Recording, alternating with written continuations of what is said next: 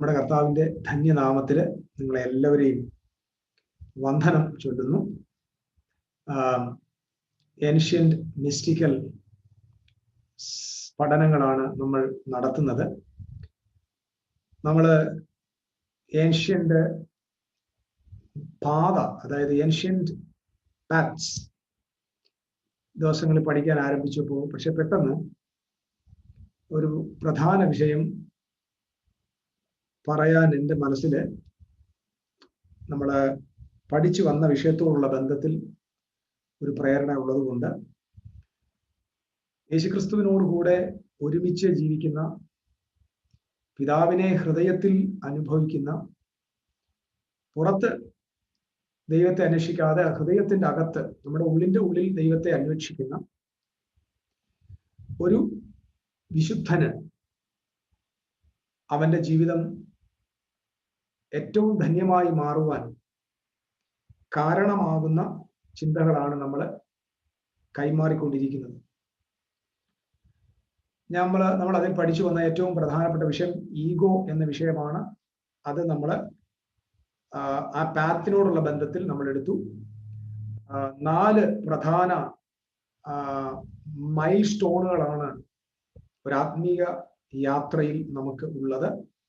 അതിലെ ഒന്നാമത്തത് Gilgal, 2 Bethel, 3 Jericho, 4 Jordan എന്ന് പറയുന്ന 4 റൂട്ടുകളാണ്. അതായത് root of ancient path for the spiritual inheritance.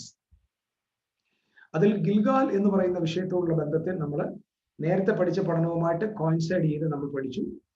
അവിടെ ഒരു ഈഗോ അല്ലെങ്കിൽ ഹയർ കോൺഷ്യസ്നസ്. പ്രിയപ്പെട്ടവരെ, ഞാൻ ഒരു കാര്യം നിങ്ങളോട് പറയാൻ ആഗ്രഹിക്കുന്നത്, ഹയർ കോൺഷ്യസ്നസ് എന്ന വിഷയം തന്നെ നമുക്ക് ദിവസങ്ങളെടുത്ത് പഠിക്കേണ്ടതാണ്.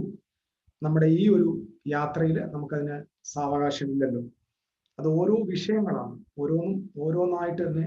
ഈഗോ എന്ന വിഷയമൊക്കെ തന്നെ നമ്മൾ മണിക്കൂറുകൾ ഇരുന്ന് പല എപ്പിസോഡുകൾ എടുത്ത് പഠിക്കേണ്ടതായ വിഷയങ്ങളാണ്. എന്നാൽ അതിൽ നിന്ന് മനസ്സിലാക്കേണ്ടതായ, യാത്രയ്ക്ക് പോകുന്നതിന് മുമ്പ് ഗിൽഗാലിൽ നമ്മൾ മനസ്സിലാക്കിയതൊരു കോൺഷ്യസ്നെസ്സിനെ കുറിച്ച് നമ്മളിവിടെ മനസ്സിലാക്കിയത്, ഹയർ കോൺഷ്യസ്നെസ്സിനെ കുറിച്ച് പഠിച്ചു.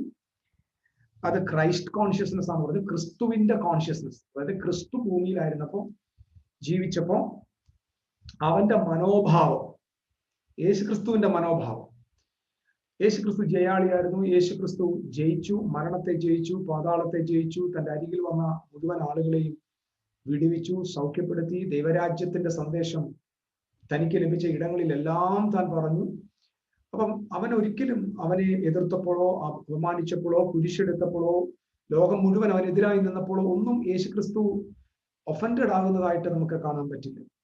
അവിടെയെല്ലാം യേശുക്രിസ്തു ജയിക്കുന്നതായിട്ടാണ് നമ്മൾ കാണുന്നത്, പരാജയപ്പെടുന്നതായിട്ട് കാണുന്നില്ല. ജയാളിയായി മാറുകയാണ്. കാരണം ആ ക്രിസ്തുവിന്റെ അകത്തുണ്ടായിരുന്ന ഒരു കോൺഷ്യസ്നസ്. അടിക്കുവാനായിട്ട് അറക്കുവാൻ കൊണ്ടുപോകുന്ന ആടിനെ പോലെ അവൻ മിണ്ടാതെ നിൽക്കുക, രോമം കത്തിരിക്കുന്നതിന് മുമ്പ് മിണ്ടാതെ നിൽക്കുക. കാറ്റും കോളും വരുമ്പോൾ അവൻ പ്രതിസന്ധിയിൽ പതറുന്നില്ല. ഒരു മനുഷ്യൻ, ലോകത്തിലെ ഒരു ഏറ്റവും വലിയ ധനാഢ്യനായ മനുഷ്യൻ, ലോകത്തിലെ ഏറ്റവും വലിയ ധനാഢ്യനായ മനുഷ്യന് 5000 പുരുഷന്മാർക്കും അത്ര തന്നെ സ്ത്രീകൾക്കും അതിന് ഇരട്ടി വരുന്ന കുഞ്ഞുങ്ങൾക്കും ഏറ്റവും കുറഞ്ഞൊരു 20,000-ത്തിലധികം വരുന്ന ജനസമൂഹത്തിന് 10 മിനിറ്റ് കൊണ്ട് അല്ലെങ്കിൽ 10 അരമണിക്കൂർ കൊണ്ട് ഫുഡ് ഉണ്ടാക്കി കൊടുക്കാൻ പ്രപഞ്ചത്തിലെ ഈ ലോകത്തിലെ ഏറ്റവും വലിയ ധനവാന് പോലും പറ്റില്ല, പണം ഉണ്ടെങ്കിൽ പോലും. എന്നാൽ ആ മരുഭൂമിയിൽ അരമണിക്കൂറിനകത്ത് 20,000 വരുന്ന ഒരു വലിയ ക്രൗഡിന് ഫുഡ് കൊണ്ട് കൊടുക്കുന്ന ഒരു വലിയ ആവശ്യം മുൻപിൽ വന്നപ്പോഴും പതറാതെ നിൽക്കുകയാണ്. യേശുവിനെ പതറാതെ നിർത്തിയ കോൺഷ്യസ്നെസ് ആണ് ഹയർ കോൺഷ്യസ്നെസ് എന്ന് ഞാൻ നിങ്ങളോട് പറയുകയുണ്ട്. അതോടുകൂടി തന്നെ ലോവർ കോൺഷ്യസ്നെസ് നമ്മൾ പഠിച്ചു. ലോവർ കോൺഷ്യസ്നെസ് എന്ന് പറയുന്നത് നന്മ തിന്മകളെ കുറിച്ചുള്ള അറിവിന്റെ വൃക്ഷഫലമാണ്. അപ്പം ഈഗോ എന്ന് പറയുന്നത് ആ വൃക്ഷഫലവുമായിട്ട് ബന്ധപ്പെട്ട് നിൽക്കുന്നു എന്ന് നമ്മൾ പഠിക്കുകയുണ്ട്. ഇന്ന് എല്ലാവരും ശ്രദ്ധിക്കുക, വളരെ പ്രധാനപ്പെട്ട ഒരു റിലീജിയസ് സന്ദേശത്തിന് നമ്മളൊരു വ്യക്തത കണ്ടെത്താൻ വേണ്ടിയാണ് ഇന്ന് ഈ ഒരു എപ്പിസോഡ് ഞാൻ ഉപയോഗിക്കാൻ പോകുന്നത്. ഈ ഒരു പഠനം, ഈ ക്ലാസ് നമ്മൾ അതിനുവേണ്ടി ഞാൻ exclusively well inspired by God, പരിശുദ്ധാത്മാവിനാൽ വളരെ കുറെ നാളായിട്ട് ഇൻസ്പയർഡ് ആവുന്നുണ്ട്. എങ്കിലും പറയണമെന്ന് വലിയ തോന്നൽ എൻ്റെ ഉള്ളിലുണ്ട്. എങ്കിലും വളരെ പ്രാധാന്യം അർഹിക്കുന്ന ചില ചിന്തകൾ ഞാൻ ശാന്തമായിട്ട് നിങ്ങൾക്ക് കൈമാറാൻ ആഗ്രഹിക്കുക. എല്ലാവരും നിങ്ങളായിരിക്കുന്ന ഇടങ്ങളിൽ ശ്രദ്ധയോടുകൂടെ ഇരിക്കണം എന്ന് ആഗ്രഹിക്കുന്നു.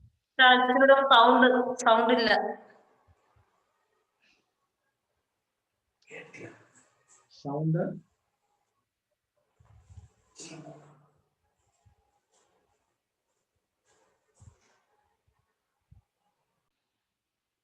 ഞാൻ വളരെ ഒരുപക്ഷെ വളരെ വളരെ സംശയങ്ങൾ ഉണ്ടാക്കിയ നിശ്ചയമായിട്ട് നമ്മൾ അറിഞ്ഞിരിക്കേണ്ടതായ ഒരു പഠനത്തിലേക്കാണ് ഞാൻ ഇന്ന് പോകുന്നത്. ഒരു പക്ഷേ അത് നമ്മുടെ ഒരുപാട് വലിയ ബിംബങ്ങളെ, വലിയ വലിയ സാക്രഡ് ഇമേജുകളെ പൊളിക്കുന്നതായ ഒരു പഠനമാണ് ഇത്. നമ്മൾ മനസ്സിലാക്കണം, ഈ നമ്മൾ ഒരു ഹയർ കോൺഷ്യസ്നെസ്സിൽ ജീവിക്കുന്നു. അതേസമയം നമുക്കറിയാം, അവിടെ വന്ന സ്ത്രീയോട് പറയുന്നു, ഒരു പാമ്പ് വരുന്നു, നമുക്ക് കാണാൻ പറ്റിയ ഒരു സർപ്പം വരുന്നു, പാമ്പ് വന്ന് അവിടെ ചതിക്കുന്നു. ആ പാമ്പിനെ നമ്മൾ വെളിപ്പാട് പുസ്തകത്തിൽ വലിയൊരു ഡ്രാഗൺ ആയിട്ട് കാണുന്നു. വലിയൊരു എന്താ പറയുന്നത്, ഒരു 7 തലയും 10 കൊമ്പും ഒക്കെ ഉള്ള വലിയൊരു ഡ്രാഗൺ ആയിട്ട് കാണുന്നു. അപ്പൊ ഒരു പ്രധാന വിഷയം, ക്രൈസ്തവ ലോകത്തെ ഏറ്റവും പ്രധാനപ്പെട്ട ഒരു വിഷയം സാത്താൻ എന്ന വിഷയമാണ്. ഇത് പറഞ്ഞ സാത്താൻ എന്ന വിഷയത്തെ കുറിച്ചാണ് നമ്മൾ ഇന്ന് പഠിക്കാൻ പോകുന്നത്. സാത്താൻ. അപ്പം ഏൻഷ്യന്റ് മിസ്റ്റിക്കൽ സ്കൂളിൽ ഇങ്ങനൊരു കക്ഷിയുടെ ആവശ്യമുണ്ടോ എന്ന് നിങ്ങൾ ചിന്തിക്കും. പക്ഷെ വളരെ ഇമ്പോർട്ടൻ്റ് ആണ്. നമ്മൾ ഒരുപാട് ആളുകൾ ജാതികളുടെ വിഷയങ്ങൾ കടമെടുത്ത് പഠിക്കുന്നു എന്നതിൻ്റെ ഒരു തെളിവ് ഞാൻ നിങ്ങളുടെ മുമ്പിൽ ഇന്ന് കൊണ്ടുവരാൻ പോകും. അതായത് ക്രിസ്ത്യാനിത്വം അന്യമതങ്ങളിലെ അതേ ചിന്തകളെ നമ്മൾ ഇൻഡയറക്റ്റ് ആയിട്ട് ഫോളോ ചെയ്യുന്നു. യേശുക്രിസ്തുവിന്റെ വെളിപ്പാടുള്ള നാമം, യേശുവിനെ അകത്ത് വഹിക്കുന്ന നാമം അന്യമതക്കാരുടെ ചിന്തകളെ താലോലിച്ച് പുലർത്തി കൊണ്ടുപോകുന്നു എന്നത് ഞാൻ ഇന്ന് പഠിപ്പിക്കാൻ പോകുന്ന ക്ലാസ്സിൽ നിങ്ങൾക്ക് വ്യക്തമാകും. ശരി, ഒരുപക്ഷെ കുറച്ച് നിമിഷം നീണ്ടുപോകാൻ സാധ്യതയുള്ള ഒരു പഠനമാണ് നമ്മൾ ഇന്ന് നടത്താൻ പോകുന്നത്. അതില് ഏറ്റവും പ്രധാനമായിട്ട് നമുക്കറിയാം, സാത്താൻ എന്ന് പറയുമ്പോൾ ഉടനെ നമ്മുടെ ലൂസിഫർ എന്ന് പറയുന്ന ഒരാളെയാണ് നമ്മൾ ഇന്ന് പരിചയപ്പെടാൻ പോകുന്നത്. ലൂസിഫർ എന്ന് പറയുന്ന ആളാരാണ്, പുള്ളിയെക്കുറിച്ച് ബൈബിൾ എന്താണ് പറയുന്നത്? അപ്പൊ നമുക്കറിയാം, ക്രിസ്തു എൻ്റെ ഉള്ളിലുണ്ട്, ഞാൻ ക്രിസ്തുവിൻ്റെ ഉള്ളിലിരിക്കുന്നു. ഇതൊരു പരമമായ യാഥാർത്ഥ്യമാണ്. എന്നാൽ നമ്മൾ പലപ്പോഴും നമ്മുടെ ജീവിതത്തിലെ കുറവുകൾ, നമ്മുടെ ഈഗോ നമ്മുടെ അകത്ത് കൊണ്ടുവരുന്ന, ഞാൻ പറഞ്ഞല്ലോ, നമ്മുടെ എല്ലാ സഫറിങ്ങിന്റെയും കാരണം പുറത്തുള്ള ഒന്നല്ല. നമ്മുടെ എല്ലാ പ്രതിസന്ധികളുടെയും വ്യഥയുടെയും കാരണം നമ്മുടെ ഈഗോ നമ്മുടെ അകത്ത് നിന്ന് പ്രൊഡ്യൂസ് ചെയ്യുന്നതായ ഉൽപ്പാദിപ്പിക്കുന്നതായ ചിന്തകളാണ്. ഈ ചിന്തകളാണ് നമുക്ക് ദുഃഖം കൊണ്ടുവരുന്നത്. നമ്മുടെ കഷ്ടതകൾക്ക് ആധാരം എന്ന് പറയുന്നത് ഈഗോയാണ്. നന്മ തിന്മയുടെ അറിവിന്റെ വൃക്ഷഫലം എന്ന് പറയുന്നത് ഈഗോയിക് ആണെന്ന് നമ്മൾ പഠിച്ചു. ഇതാണ് അതിന്റെ റിയാലിറ്റി. അപ്പം സാത്താൻ എന്ന് പറയുന്നത് ആരാണ് എന്നാണ് നമ്മൾ പഠിക്കേണ്ടത്. ഇനി ബൈബിളില് ആദ്യമായിട്ട് ഈ സാത്താൻ ആരാണ് എന്ന് മനസ്സിലാക്കാൻ നമ്മൾ ഒരു ശ്രമം നടത്താൻ പോകും. നിങ്ങൾ ബൈബിളില്, നിങ്ങളുടെ കയ്യിൽ ബൈബിൾ ഉണ്ടെങ്കിൽ ബൈബിളിൽ ആദ്യമായിട്ട് സാത്താൻ എന്ന് പറയുന്ന പദം ഉപയോഗിച്ചിരിക്കുന്നത് എവിടെയാണെന്ന് നമുക്ക് നോക്കാം. സംഖ്യാപുസ്തകം, ഞാനിത് നിങ്ങളോട് പറയുന്നത് കാരണം ഒരു സ്പിരിച്വാലിറ്റിയുടെ ഒരു അവേക്കണിങ്ങിലേക്ക് നമ്മൾ പോകുമ്പോൾ കുറേ കൂടെ ഒരു ബ്രൈറ്റ് മൈൻഡ്, ഒരു സക്സസ്ഫുൾ സ്പിരിച്വാലിറ്റിക്ക് വേണ്ടി പ്രയോജനമുള്ള ചില ചിന്തകളാണ് കൈമാറുന്നത്. അപ്പം ബൈബിളിൽ ആദ്യമായി സാത്താൻ എന്ന് പറഞ്ഞ പദം ഉപയോഗിച്ചിരിക്കുന്നത് എവിടെയാണെന്ന് നമുക്ക് വേദപുസ്തകത്തിന്റെ മൂലഭാഷയായ എബ്രായ ഭാഷയിൽ നമുക്ക് നോക്കാം. സംഖ്യാപുസ്തകം അതിന്റെ 22-ാമത്തെ അധ്യായം 32-ാമത്തെ വാക്യം. നിങ്ങൾക്ക് അത് ഞാൻ ഇംഗ്ലീഷിൽ വായിക്കുകയാണ്, നിങ്ങളത് ശ്രദ്ധിക്കുക. മലയാളത്തിലും വായിപ്പാനായിട്ട് ഞാൻ ഒന്ന് ശ്രമിക്കാം. സംഖ്യാപുസ്തകം 22-ന്റെ സാത്താൻ, സാത്താൻ എന്ന വചനം ബൈബിളിൽ ആദ്യമായിട്ട് ഉപയോഗിച്ചിരിക്കുന്നത് എവിടെയാണെന്നാണ്. Numbers 22 verse 32. And the angel of the Lord said unto him, Wherefore thou hast smitten thine ass these 3 times? Behold, I went out to withstand thee, because thy way in perverse before me. I went out to withstand. അതായത് മലയാളത്തിൽ എഴുതി വെച്ചിരിക്കുന്ന 22-ന്റെ 32 വാക്യത്തിൽ നീ ദൂതൻ അവനോട് നീ 3 പ്രാവശ്യം നീ കഴുതയെ അടിച്ചത് എന്ത്? ഇതാ ഞാൻ നിനക്ക് പ്രതിയോഗിയായി പുറപ്പെട്ടിരിക്കുന്നു. നമ്മുടെ ഇന്നത്തെ ചിന്തകള് നിങ്ങൾ വളരെ ശ്രദ്ധയോടെ കേൾക്കണം. ഇതൊരു അക്കാഡമിക്ക് മാത്രമല്ല കേട്ടോ, നിങ്ങളെ ഒരുപാട് ലിബർട്ടിയിലേക്ക് നടത്താൻ ഉതകുന്ന ചിന്തകളാണ് കൈമാറാൻ പോകുന്നത്. ദൈവത്തിന്റെ ദൂതൻ, അത്യുന്നതനായ യഹോവയുടെ ദൂതൻ, യാഹെന്ന ദൈവത്തിന്റെ സ്വർഗീയ മാലാക ബിലയാമിന്റെ മുമ്പിൽ, കഴുതയ്ക്ക് മുമ്പിൽ എതിർത്ത് നിന്നിട്ട് അവനോട് പറഞ്ഞു, നീ ഈ 3 പ്രാവശ്യം കഴുതയെ അടിച്ചത് എന്തിന്? ഇതാ ഞാൻ നിനക്ക് പ്രതിയോഗിയായി പുറപ്പെട്ടിരിക്കുന്നു. ഇംഗ്ലീഷിൽ എഴുതി വെച്ചിരിക്കുന്നു, ഞാൻ നിനക്ക് അഡ്വേഴ്സറിയായി പുറപ്പെട്ടിരിക്കുന്നു, അല്ലെങ്കിൽ I went out to withstand എന്ന് പറഞ്ഞാൽ എതിരാളിയായി, പ്രതിയോഗിയായി പുറപ്പെട്ടിരിക്കുന്നു. ആ പ്രതിയോഗിയായി പുറപ്പെട്ടിരിക്കുന്നു എന്നതിന് കൊടുത്തിരിക്കുന്നതായ എബ്രായ വാക്ക് ഹസാത്താൻ. യഹോവയുടെ സന്നിധിയിൽ നിന്ന് വന്ന ദൂതൻ, ഇങ്ങനെയാണ് ഞാൻ മലയാളത്തിൽ വായിക്കാം. അതിന് ആ പ്രതിയോഗി എന്നതിന് ഒറിജിനൽ ഭാഷയിൽ കൊടുത്തിരിക്കുന്ന അർത്ഥം വെച്ചുകൊണ്ട് ഞാൻ സംസാരിക്കാം. ഒറിജിനൽ ഭാഷ പറയുന്നത് ഹസാത്താൻ, സാത്താൻ എന്നാണ്. ദൂതൻ അവനോട് നീ 3 പ്രാവശ്യം ഈ കഴുതയെ അടിച്ചത് എന്ത്? ഇതാ ഞാൻ നിനക്ക് സാത്താനായി പുറപ്പെട്ടിരിക്കുന്നു. അപ്പം ദൂതൻ ബിലയാമിനോട് പറഞ്ഞു, ഞാൻ നിനക്കെതിരെ സാത്താനായിട്ടാണ് വന്നിരിക്കുന്നത്. അപ്പം സാത്താൻ എന്ന വാക്ക് വിശുദ്ധ ബൈബിളില് ആദ്യമായിട്ട് ഉപയോഗിച്ചിരിക്കുന്നത് സംഖ്യാപുസ്തകം 22:32 അത് സാത്താൻ അല്ല, ലൂസിഫർ അല്ല, യഹോവയുടെ ദൂതൻ, വിശുദ്ധനായ ദൈവത്തിന്റെ സത്യദൂതൻ, വിശുദ്ധന്മാരായ ഇസ്രായേലിനെ ശപിക്കുവാൻ, ദൈവജനത്തെ ശപിക്കാൻ പുറപ്പെട്ട പ്രവാചകനെതിരെ വന്ന് നിൽക്കുക. അദ്ദേഹത്തിന് പ്രതിയോഗിയായി നിൽക്കുമ്പോൾ അദ്ദേഹത്തോട് പറയുകയാണ്, ഞാൻ നിനക്കെതിരെ സാത്താനാണ്, ഐ ആം ഹസാത്താൻ. കേൾക്കുന്നുണ്ടോ നിങ്ങള്? ഹസാത്താൻ. അപ്പൊ സാത്താനായി ഞാൻ വന്നിരിക്കുന്നു എന്ന് അവിടെ നമുക്ക് കാണാനായിട്ട് പറ്റും. അതുപോലെ തന്നെ അതിന്റെ 22 വാക്യത്തിലേക്ക് നിങ്ങൾ നോക്കിക്കേ. 22 വാക്യത്തിൽ നീ പോകുന്നത് കൊണ്ട് ദൈവത്തിന്റെ കോപം ജ്വലിച്ചു, യഹോവയുടെ ദൂതൻ വഴിയിൽ നിനക്ക് പ്രതിയോഗിയായി നിന്നു. ഹസാത്താൻ. 22 വാക്യം അവിടെയും ഹസാത്താൻ എന്ന് നമുക്ക് കാണാനായിട്ട് പറ്റും.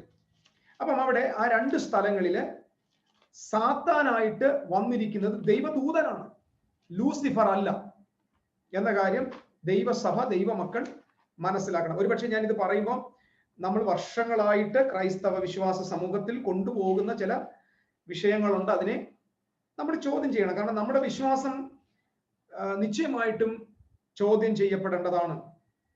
അതുപോലെ തന്നെ ഈ ദിനവൃത്താന്ത പുസ്തകത്തിൽ 21:1 ദിനവൃത്താന്തം 21:1 ഹസാത്താൻ എന്ന് ഉപയോഗിച്ചിരിക്കുന്നു. യോബിന്റെ പുസ്തകം 1:6 മുതൽ 9 വരെ, 1:12, 2:1 മുതൽ 4 വരെ, 2:6 മുതൽ 7 വരെയുള്ള വാക്യങ്ങൾ. അതുപോലെ തന്നെ സങ്കീർത്തനം 109:6 ദുഷ്ടന്മാർ എന്ന് അവിടെ കൊടുത്തിരിക്കുന്നത്, പ്രതിയോഗികൾ, അവിടെയും ഹസാത്താൻ. അങ്ങനെ തന്നെ ജോഷുവ ദൈവസന്നിധിയിൽ നിൽക്കാൻ വരുമ്പോൾ സെഖറിയാവിന്റെ പുസ്തകം 3-ാം അധ്യായത്തിന്റെ 1 മുതൽ 2 വരെയുള്ള വാക്യങ്ങളിലും ഹസാത്താൻ എന്ന് കൊടുത്തിരിക്കുന്നു. അതേപോലെ തന്നെ ഹസാത്താൻ എന്ന പദം നമ്പേഴ്സ് 22:22, 1 രാജാക്കന്മാരുടെ പുസ്തകം, ഞാനത് ആ വാക്യം നിങ്ങൾക്ക് വേണ്ടി വായിക്കും. 1 രാജാക്കന്മാരുടെ പുസ്തകം 5-ാം അധ്യായത്തിന്റെ ശലോമോനെ കുറിച്ച് പറയുക. ശലോമോനെ കുറിച്ച് പറയുമ്പോൾ 4-ാമത്തെ വാക്യത്തിൽ എന്നാൽ ഇപ്പോൾ ഒരു പ്രതിയോഗിയോ വിഘ്നമോ ഇല്ല, എന്നാൽ ഇപ്പോൾ ഒരു പ്രതിയോഗിയോ വിഘ്നവുമോ ഇല്ല, എന്റെ ദൈവമായ യഹോവ ചുറ്റും എനിക്ക് സ്വസ്ഥത നൽകിയിരിക്കുന്നു. ഇവിടെ ഒരു പ്രതിയോഗിയോ എന്ന് പറഞ്ഞാൽ എന്നെ എതിർക്കാൻ വേണ്ടിയുള്ള ഒരു ശത്രുവോ ഒരു ദുഷ്ടതയോ ഒന്നുമില്ല എന്ന് പറയുമ്പോൾ അവിടെ കൊടുക്കുക ഒരു ഹസാത്താൻ. കർത്താവിന്റെ വേല ചെയ്യുന്ന വിശുദ്ധന്മാരോട് ഞാൻ നിങ്ങളോട് സംസാരിക്കുക, നിങ്ങൾ ശ്രദ്ധിക്കണം. ഇത് നിങ്ങൾക്ക് വലിയ പ്രയോജനം വരുത്താൻ പോകും. കാരണം നമ്മൾ ഈ വിഷയങ്ങളെ എപ്പോഴും തെറ്റായി പഠിച്ചു വെച്ചിരിക്കുകയാണ്. സത്യസന്ധമായി കാര്യങ്ങളെ മനസ്സിലാക്കാൻ നമ്മൾ ഒരുപാട് അന്ധവിശ്വാസങ്ങളിൽ നിന്ന് രക്ഷപ്പെടാൻ വേണ്ടിയുള്ള ഒരു ക്ലാസ് ആണിത്. നമ്മൾ നടത്തിയ ഏറ്റവും പ്രധാനപ്പെട്ട ക്ലാസ്സുകളിൽ ഒന്ന് ഇതായിരിക്കും എന്നതിന് തർക്കമില്ല. അപ്പൊ 1 രാജാക്കന്മാർ 5-ാം അധ്യായത്തിന്റെ 4-ാം വാക്യത്തിൽ ഇപ്പോൾ ഒരു പ്രതിയോഗിയോ അഡ്വേഴ്സറി എന്ന് പറഞ്ഞാൽ ഒരു സാത്താനോ എന്നായിരിക്കും, ഹ സാത്താൻ. ഇനി എപ്പോഴും ശ്രദ്ധിച്ചോണം, ഇവിടെ എഴുതിയിരിക്കുന്ന എപ്പോഴും എബ്രായ ബൈബിളിൽ വെറും സാത്താൻ എഴുതിയിട്ടില്ല, ഹ സാത്താൻ എന്നാണ് എഴുതിയിരിക്കുന്നത്. ഹ സാത്താൻ. ഹ സാത്താൻ എന്ന് പറഞ്ഞാൽ ഹ എന്ന് പറയാം ദ ആർട്ടിക്കിൾ ആണ്. ദ എന്ന ആർട്ടിക്കിൾ ആണ്. ദ സാത്താൻ എന്നാണ് എല്ലാ ഇടങ്ങളിലും പറഞ്ഞിരിക്കുന്നത്. അപ്പൊ അതിന്റെ അർത്ഥം that is not a person, അതായത് ഒരു ഇൻഡിവിജ്വൽ പേഴ്സണെ കുറിച്ചല്ല പറയാം. ദ സാത്താൻ, ഹ സാത്താൻ എന്ന് അവിടെയെല്ലാം നമുക്ക് വായിപ്പാനായിട്ട് കഴിയും. അതുപോലെ തന്നെ 1 രാജാക്കന്മാരുടെ പുസ്തകം 11-14 11-ാം അധ്യായത്തിന്റെ 14-ാമത്തെ വാക്യത്തിൽ 1-2 വാക്യങ്ങൾ വായിക്കാം. യഹോവ ഏദോമിനായ ഹദദ് എന്ന ഒരു പ്രതിയോഗിയെ, ശ്രദ്ധിക്കണേ, 1 രാജാക്കന്മാര് 11-ാം അധ്യായത്തിന്റെ 14-ാം വാക്യം, യഹോവ ഏദോമിനായ ഹദദ് എന്ന ഒരു സാത്താനെ, ഹസാത്താനെ ശലോമോന്റെ നേരെ എഴുന്നേൽപ്പിച്ചു. അവിടെ സാത്താനല്ല എഴുന്നേറ്റ്, ഏദോമ്യനായ ഹദദാണ് എഴുന്നേറ്റിരിക്കുന്നത്. 11-ാമത്തെ വാക്യത്തിലേക്ക് നോക്കിക്കേ. അവിടെ നമുക്ക് കാണാൻ പറ്റുന്നു, ദൈവം അവന്റെ നേരെ എല്യാദാവിന്റെ മകനായ രസോൻ എന്ന മറ്റൊരു ഹസാത്താനെ എഴുന്നേൽപ്പിച്ചു. സഹോദരന്മാരെ ശ്രദ്ധിക്കണേ, ഹസാത്താൻ.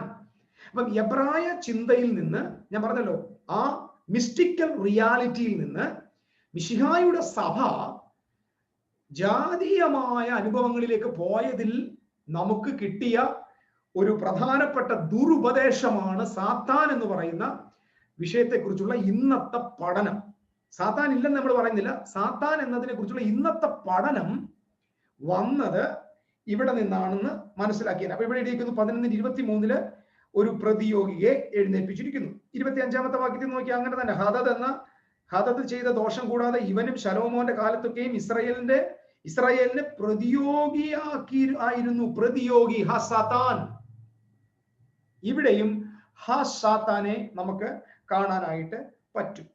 അങ്ങനെ 2 ശമൂവേലിന്റെ പുസ്തകം 19-22 നമുക്ക് കാണാൻ പറ്റും. ദാവീദ് ഫെലിസ്ത്യരോട് യുദ്ധം ചെയ്യുമ്പോഴും അദ്ദേഹത്തെ കുറിച്ച് പറയുന്നതും നീ ഞങ്ങൾക്ക് സാത്താനാണ് എന്ന നിലയിലാണ് സംസാരിക്കുക. അപ്പൊ സാത്താൻ എന്ന് പറയുന്നത് ഒരു അദർശ്യനായ ഒരാളാണ്, അത് വെട്ടേറ്റു നിലത്തു വീണ ദൈവദൂതനാണ് എന്നൊക്കെ പറയുന്ന ധാരാളം പഠനങ്ങൾ ക്രൈസ്തവ സഭയിൽ. പക്ഷെ ഞാൻ നിങ്ങളോട് പറയുന്നു, പിശാച് എന്ന് പറയുന്നത് ദൈവസന്നിധിയിൽ നിന്ന് മാലാഖയാണെന്നും അത് വെട്ടേറ്റ് നിലത്തു വീണ ഒരു ദൈവദൂത സംഘമാണെന്നും പറയുന്ന ഒരു തിരുവെഴുത്തു പോലും ബൈബിളിൽ ഇല്ല എന്നതാണ് യാഥാർത്ഥ്യം.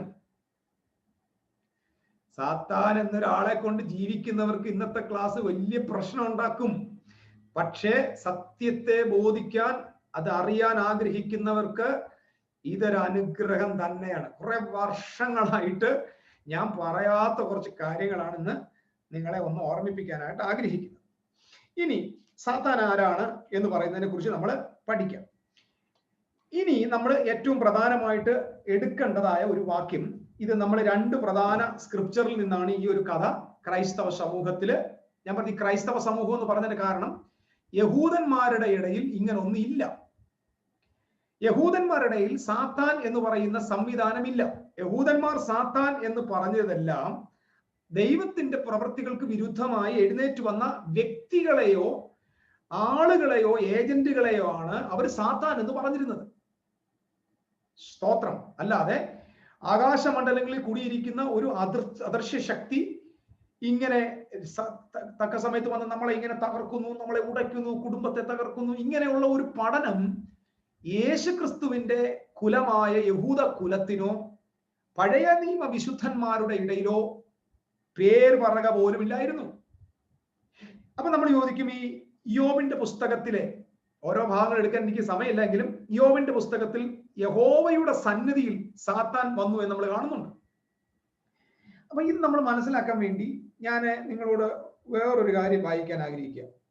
ഈ യഹോവയുടെ സന്നിധിയിൽ വന്നു എന്ന് നമ്മൾ കാണുമ്പോൾ നമ്മൾ ഉടനെ വിചാരിക്കുന്നത് എന്താണ്? യഹോവയുടെ സന്നിധി എന്ന് പറയുമ്പോൾ ഉടനെ നമ്മുടെ ചിന്ത എന്താ? പറ. സ്വർഗത്തിൽ ചെന്ന്. നമ്മുടെ ക്രിസ്ത്യാനിയുടെ വ്യാഖ്യാനം അതാ. യഹോവയുടെ സന്നിധിയിൽ ചെന്നു എന്ന് പറയുമ്പോൾ നമ്മൾ ഉടനെ വ്യാഖ്യാനിക്കുന്നത് അത് നേരെ അങ്ങ് സ്വർഗത്തിൽ ചെന്നു എന്നാണ്.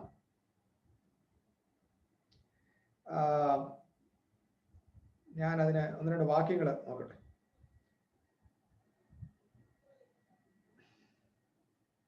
യഹോവയുടെ സന്നിധിയിൽ ചെന്നു എന്ന് പറയുമ്പോൾ ചിന്തിക്കുന്നത് എന്താ? അല്ല, ഇവിടെ ഇരിക്കുന്ന ആളുകളുടെ ചിന്ത എന്താ? എനിക്കറിയാം നിങ്ങൾക്ക് റെസ്പോണ്ട് ചെയ്യാൻ പറ്റത്തില്ലെങ്കിലും മനസ്സിലെങ്കിലും റെസ്പോണ്ട് ചെയ്യാം. യഹോവയുടെ സാത്താൻ യഹോവയുടെ സന്നിധിയിൽ വന്നിട്ട് പറയുന്നു, നിന്റെ ദാസനായ ഇയ്യോബ് ഇന്ന ആളാണ്, ഇന്നതുപോലെ ചെയ്തുകൊണ്ടാണ് അവൻ ഇങ്ങനെ ഇരിക്കുന്നത് എന്നൊക്കെ പറഞ്ഞ് വാദിക്കുന്നതായിട്ട് കാണാൻ പറ്റും. അപ്പൊ നമ്മുടെ ചിന്ത എന്താണെന്നറിയുമോ? സാത്താൻ ഈ ഭൂമി വിട്ട് നേരെ അങ്ങ് ദൈവസന്നിധി ചെന്നു എന്നാ.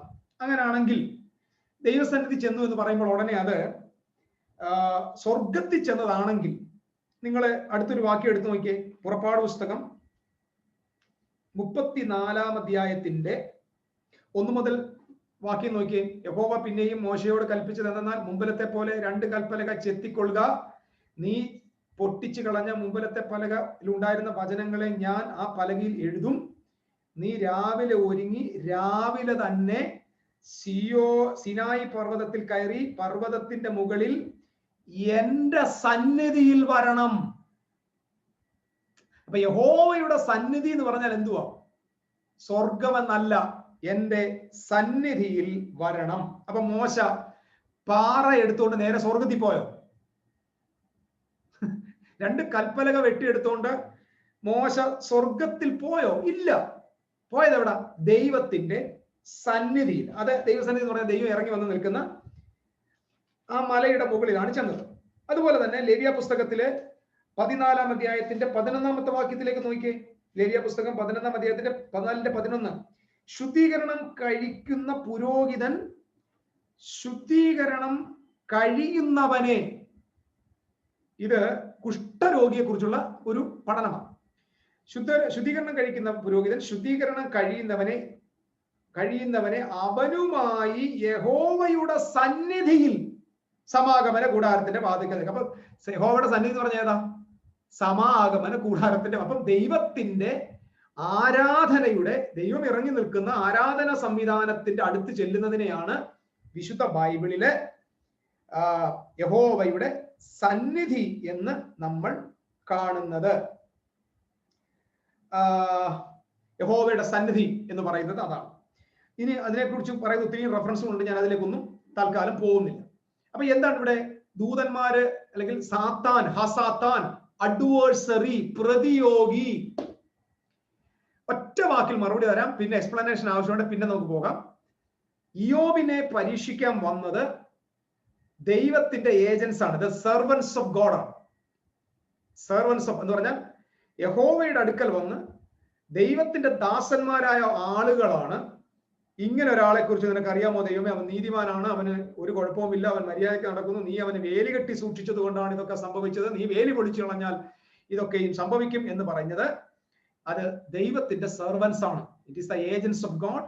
അത് പുരാതന കാലത്തെ ചില സ്പൈസ് എന്ന് പറയും, സ്പൈകൾ. നമ്മൾ പറയത്തില്ലേ ഈ സ്പൈ വർക്ക് ചെയ്യുക, രാജാക്കന്മാർക്ക് പണ്ട് സ്പൈ വർക്ക് ചെയ്യുന്നുണ്ട്. അതുപോലെ യഹോവയുടെ സന്നിധിയിലെ അല്ലെങ്കിൽ ദൈവത്തിന്റെ ദാസന്മാരിൽ ചിലരാണ് ഈ സാത്താൻ എന്ന് പറയുന്ന ആളുകൾ എന്ന കാര്യം നിങ്ങൾ മറക്കരുത്. അല്ലാതെ വെട്ടേറ്റ് നിലത്ത് വീണ കൊമ്പുള്ള ശൂലം പോലെ ഒരു വാലുള്ള ഇങ്ങനെ പറന്ന് നടക്കുന്ന രക്തദാഹിയായ പല്ലുകൾ ഇങ്ങനെ മുമ്പോട്ട് ഇങ്ങനെ തള്ളി നിൽക്കുന്ന ഒരു അദർശ്യ രൂപിയല്ല പിശാച്, അല്ലെങ്കിൽ അതല്ല ഇവിടുത്തെ സാത്താൻ എന്ന കാര്യം ദൈവമക്കൾ മനസ്സിലാക്കുക.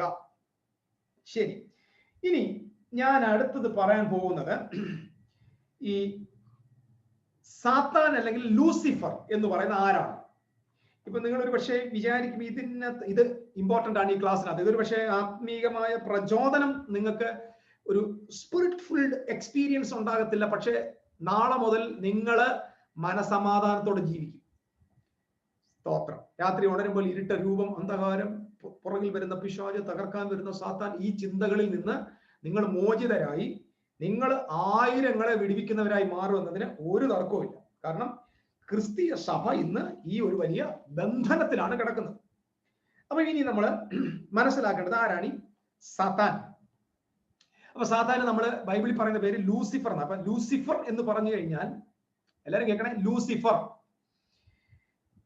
ആന്റിയോക്ക്, അതായത് ഈ നമ്മൾ ബൈബിൾ പഠിക്കുമ്പോൾ ലൂസിഫർ എന്ന് പറയുന്ന ആള് ഈ ആദിമ സഭാ പിതാക്കന്മാരിൽ അതിന്റെ പേര് ആന്റിയോക്കസ്, ബിഷപ്പ് ഓഫ് ആന്റിയോക്കസ്, അന്തിയോക്യയിലെ ഒരു ബിഷപ്പിന്റെ പേര്, അന്തിയോക്യയിലെ ഒരു ബിഷപ്പിന്റെ പേര് ലൂസിഫർ എന്നായിരുന്നു. ആമേൻ. ഇപ്പൊ നിങ്ങള് ആ പേര് എനിക്ക് കിട്ടിയാൽ ഞാൻ അങ്ങ് ഇടുക, എന്റെ പേര് ജോൺ ലോറൻസ് എന്നല്ല, ഞാൻ ഇവിടെ പേര് മാറ്റാം, ലൂസിഫർ എന്നിട്ടാൽ നിങ്ങൾക്ക് അറിയായിരിക്കുമല്ലോ എന്തായിരിക്കും ഇന്ത്യയിൽ കേരളത്തിൽ സംഭവിക്കാൻ പോകുന്നത്. എന്തായിരിക്കും സംഭവിക്കാൻ പോകുന്നത്? എന്റെ പ്രിയപ്പെട്ട സഹോദരന്മാർ, നിങ്ങൾ എല്ലാവരും എന്നെ സാത്താൻ എന്ന് വിളിക്കും. കാരണം ലൂസിഫർ എന്നതിന് നമ്മൾ കൊടുത്തിരിക്കുന്ന അർത്ഥം സാത്താൻ എന്നാണ്. പക്ഷെ സാത്താൻ അല്ലെങ്കിൽ ലൂസിഫർ എന്ന് പറയുന്ന ചിന്ത എങ്ങനെ വന്നു? ഇത് ക്രിസ്തീയ ലോകത്ത് എങ്ങനെ വന്ന് കയറി? ഈ മാലിന്യത്തിൽ നിന്ന് നമുക്ക് എങ്ങനെ ഒന്ന് രക്ഷപ്പെടാൻ പറ്റും? അതുകൊണ്ട് ഇത് എങ്ങനെ വന്നു എന്നാണ് ആദ്യം നമ്മൾ പഠിക്കേണ്ടത്. ഇതിനെക്കുറിച്ച് ആദ്യമായിട്ട് ലൂസിഫർ എന്ന് പറയുന്ന വിഷയത്തെക്കുറിച്ച് ആദ്യമായിട്ട് ഒറ്റ സ്ഥലത്ത്, ബൈബിളിൽ ഒരേ ഒരു സ്ഥലത്ത് മാത്രം ഉപയോഗിച്ചിരിക്കുന്ന ഒരു പദമാണ് ലൂസിഫർ. ലൂസിഫർ ഒറ്റ പ്രാവശ്യം. അത് യെശയ്യാവിന്റെ പ്രവചനം 14-ാം അധ്യായത്തിന്റെ 12-ാമത്തെ വാക്യത്തിലാണ്. 12-ാമത്തെ വാക്യത്തിൽ ഇങ്ങനെയാണ്: അരുണോദയ പുത്രനായ ശുക്ര. ഇന്ത്യയുടെ ലാംഗ്വേജ് ശുക്രൻ. നമ്മൾ പറഞ്ഞില്ലേ ശുക്രൻ അടിച്ചു എന്ന് പറയത്തില്ല, അവന് ശുക്രനാണ്. അരുണോദയ പുത്രനായ ശുക്ര.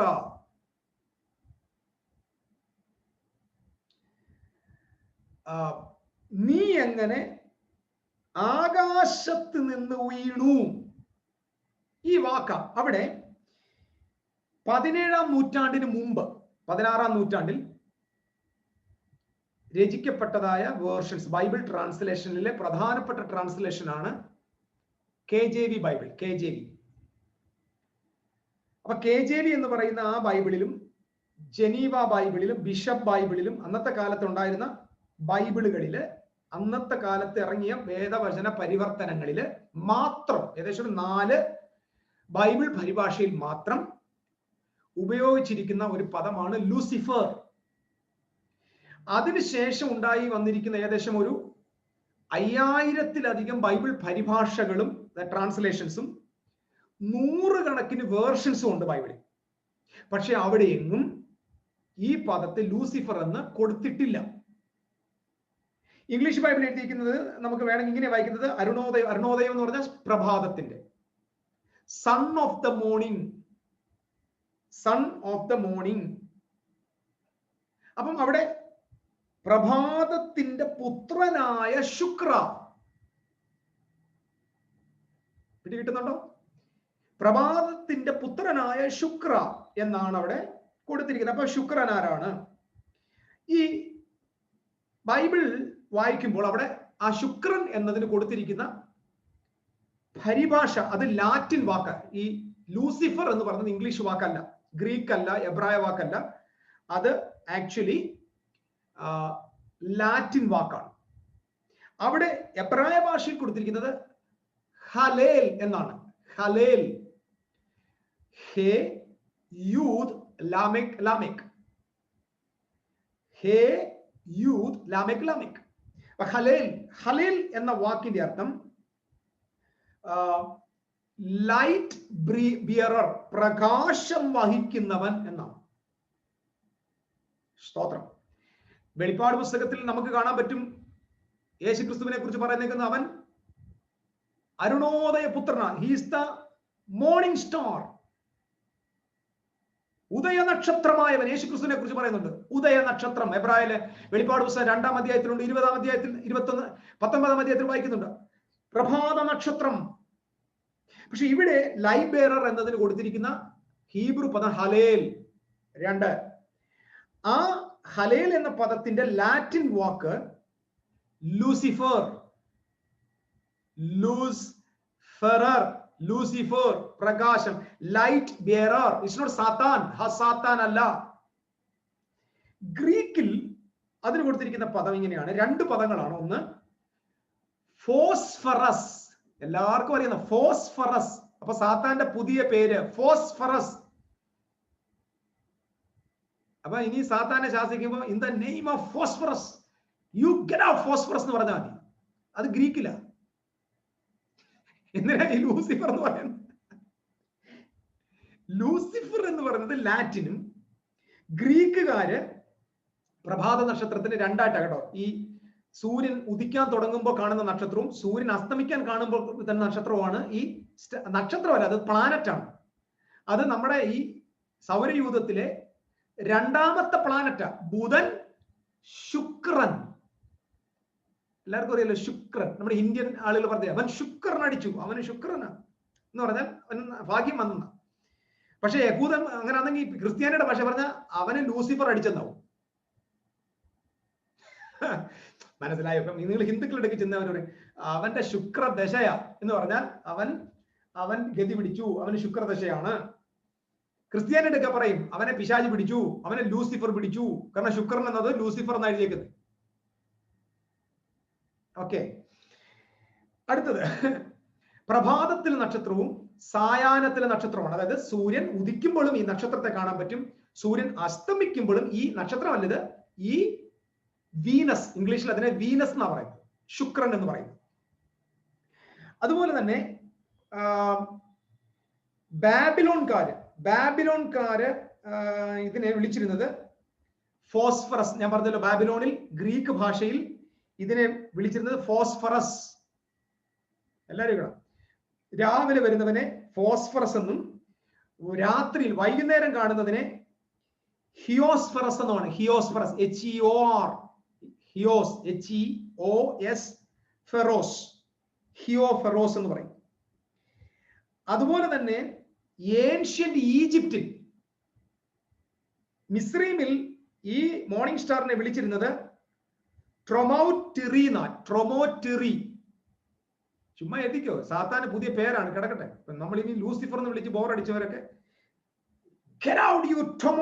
എന്നൊക്കെ പറഞ്ഞാൽ മതി. അപ്പൊ ജനങ്ങൾ വിചാരിക്കും അന്യഭാഷ പറയുന്നത്, കിടക്കട്ടെ. എന്തായാലും കുറെ മണ്ടത്തരങ്ങളും കുറെ കള്ളത്തരങ്ങളും അബദ്ധങ്ങളും ക്രിസ്ത്യാനിത്വത്തിൽ ഇഷ്ടം പോലുണ്ട്. അപ്പൊ അറ്റ്ലീസ്റ്റ് ഒരു മോഡേൺ വേൾഡിലെ നമ്മുടെ ഒരു പുതുമയ്ക്കായിട്ട് കിടക്കട്ടെ. അപ്പൊ ഈജിപ്തിൽ അവനെ വിളിച്ചിരുന്നത് ട്രോമോറ്റിറീന. അത് രാവിലെ ഉദിക്കുന്നവനെ. വൈകുന്നേരത്ത് ഇവർ വിചാരിച്ചിരുന്ന ഈ വീനസ് എന്ന് പറയുന്നത് രണ്ടെണ്ണം ഉണ്ടെന്ന് ഇവർക്ക് അറിയത്തില്ല. അപ്പൊ ഇന്നത്തെ പോലെ ഈ മൈക്രോസ്കോപ്പ് വെച്ച് നോക്കാനൊന്നും അറിയത്തില്ല, ഈ എലിസ്കോപ്പ് ഒന്നും ഇല്ല. അപ്പൊ അവരെന്ത് ചെയ്തു, രാവിലെയും കാണുന്നുണ്ട്, സൂര്യൻ ഉദിക്കുമ്പോഴും കാണുന്നുണ്ട്, സൂര്യൻ അസ്തമിക്കുമ്പോഴും കാണുന്നുണ്ട്. ഈ നക്ഷത്രം ഇങ്ങനെ നിൽക്കുക, ഈ ശുക്രൻ, ഈ അരുണോദയ പുത്രൻ ഇവിടെ നിൽക്കുക. അപ്പൊ വൈകുന്നേരം വന്നവനെ അവര്, രാവിലെ വരുന്നവനെ ട്രോമോട്രീന്നും ഈവനിങ് വന്നവനെ ഒയ്യാറ്റി എന്നും പറയും. ഒയ്യാറ്റി, OUIATI. അത് എനിക്കറിയത്തില്ല, എങ്ങനെയാണെന്ന് തോന്നുന്നു, അവരുടെ ലാംഗ്വേജാ ഒയ്യാറ്റി. ഇപ്പൊ നിങ്ങൾക്ക് ഒത്തിരി പ്രയോജനപ്പെടുന്ന കാര്യങ്ങൾ ഞാൻ പറയാം. ഒയ്യാറ്റി. ഗ്രീക്കിൽ അതിനെ ഫോസ്ഫറസ് എന്നും ഹെമോസ്ഫറസ് എന്നും പറയുന്നു. ബാബിലോണിൽ അതിനെ എന്ത് വിളിക്കുന്നു?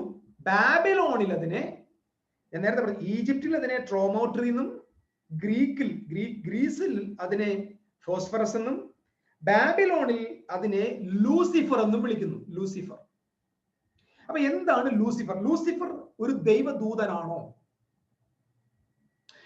ബൈബിളിൽ എവിടെയെങ്കിലും ദൈവസന്നിധിയിൽ നിന്ന ദൂതനെ ദൈവം വെട്ടിത്താഴെയിട്ടു എന്ന് എവിടെയെങ്കിലും ഉണ്ടോ? ഇല്ല. ഈ പഠനം എങ്ങനെ വന്നു എന്ന് ഞാൻ പറയാം. അതിന്റെ ബേസിക് ആയിട്ടുള്ള കാര്യം, റോമിൽ അല്ലെങ്കിൽ റോമ, ഗ്രീക്ക്, ഏൻഷ്യന്റ് മതങ്ങളിൽ, കനാനിക് മതങ്ങളിൽ ഈ സൗരയൂഥത്തിനകത്തെ ഗ്രഹങ്ങൾ, നമ്മുടെ ബുധൻ, ശുക്രൻ, ഭൂമി, ചൊവ്വ, ബാക്കി കുറെ സംഭവങ്ങളുണ്ടല്ലോ, യുറേനിയസ്, നെപ്റ്റ്യൂൺ, പ്ലൂട്ടോ എന്നൊക്കെ പ്രധാനമില്ലേ മലയാളത്തിൽ, ശനി,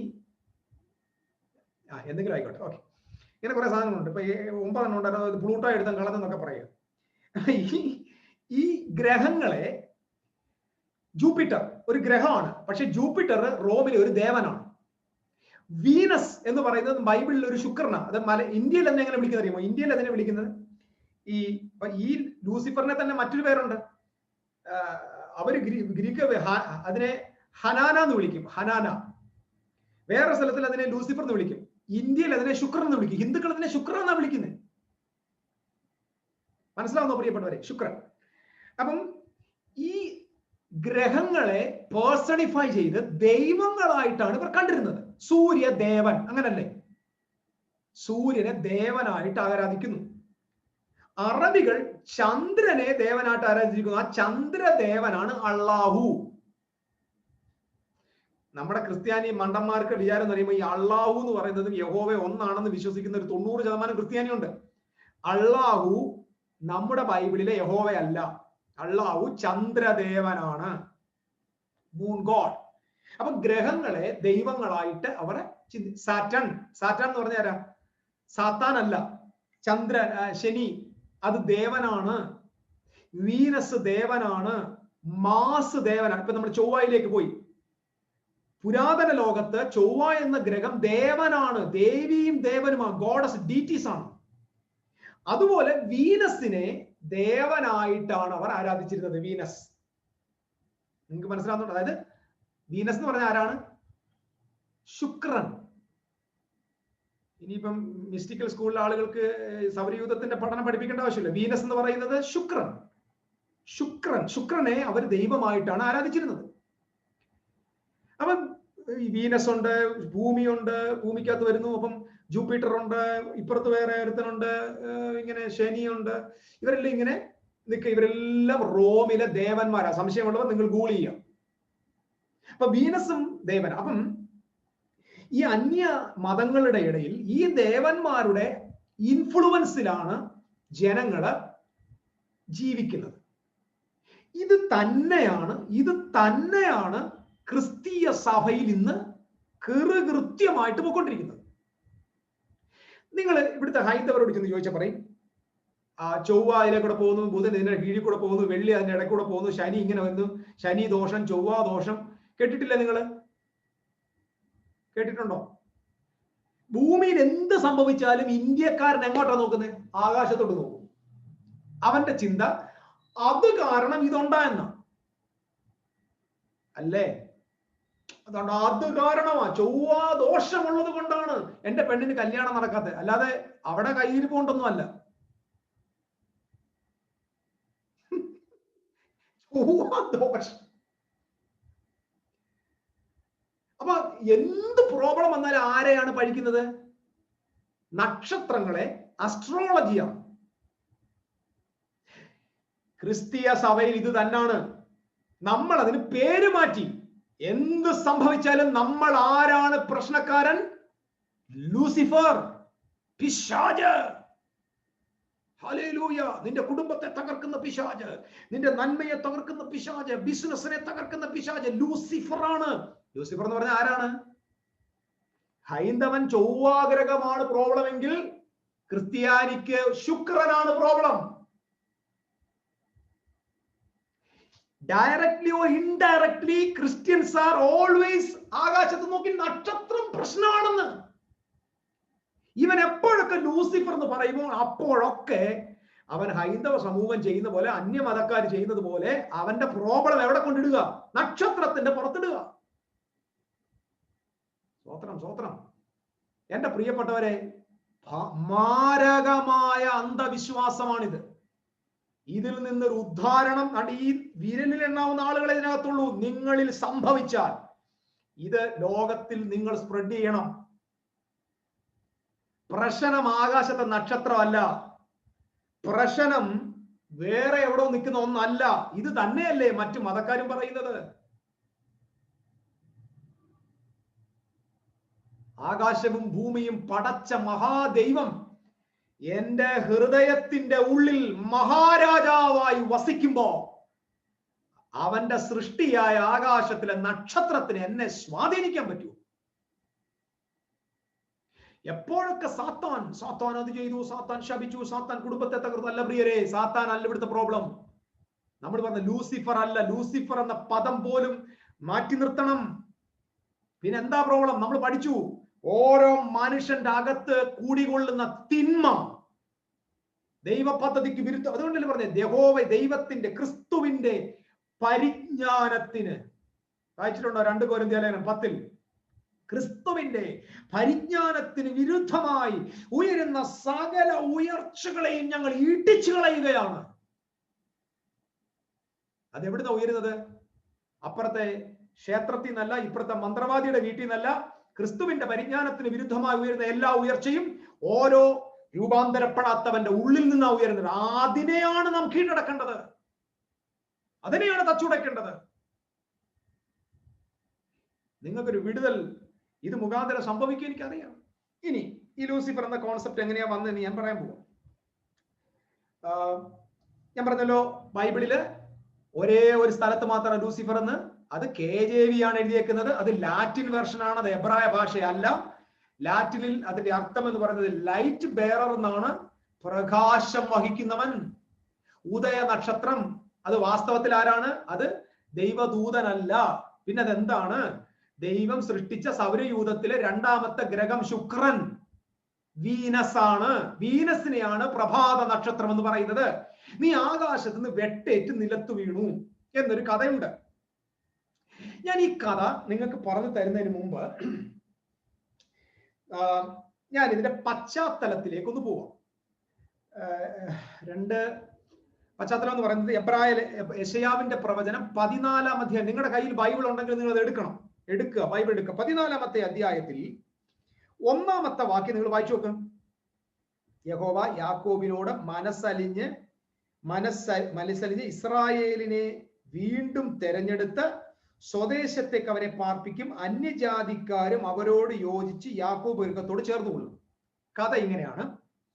ബാബിലോൺ രാജാവ് ഇസ്രായേലിനെ വന്ന് ആക്രമിച്ച് അവരുടെ ആലയത്തെ മൊത്തം നശിപ്പിച്ച് ഇവരെ എവിടെ കൊണ്ടുപോകും? ബാബിലോണിലേക്ക് കൊണ്ടുപോകും. ബാബിലോണിലേക്ക് കൊണ്ടുപോയി ജെരമ്യാവിന്റെ പ്രവചനം 25-ാം അധ്യായത്തിൽ നമ്മൾ വായിക്കുന്നത് പോലെ 70 വർഷത്തെ പ്രവാസത്തിന് ശേഷം അവരെ സ്വദേശത്തേക്ക് മടക്കി കൊണ്ടുവരും. ശ്രദ്ധിക്കണം പ്രിയരെ, സ്വദേശത്തേക്ക് മടക്കി കൊണ്ടുവരും. അപ്പൊ മടക്കി കൊണ്ടുവരുമ്പോൾ അവരുടെ കൂടെ അന്യജാതിക്കാർ, അങ്ങനെ ഇസ്രായേൽ മക്കൾ ഈജിപ്തിലായിരുന്നപ്പോൾ ഉണ്ടായിരുന്ന അവരുടെ കൂടെ താമസിച്ച അന്യജാതിക്കാര് ചേലാകർമ്മം ചെയ്ത് പരിച്ഛേദന ഏറ്റ് യഹൂദന്മാരായിട്ട് ഇവരുടെ കൂടെ പ്രവാസത്തിൽ നിന്ന് മടങ്ങി വരിക. അതാണ് അന്യജാതിക്കാർ വന്നു ചേരും.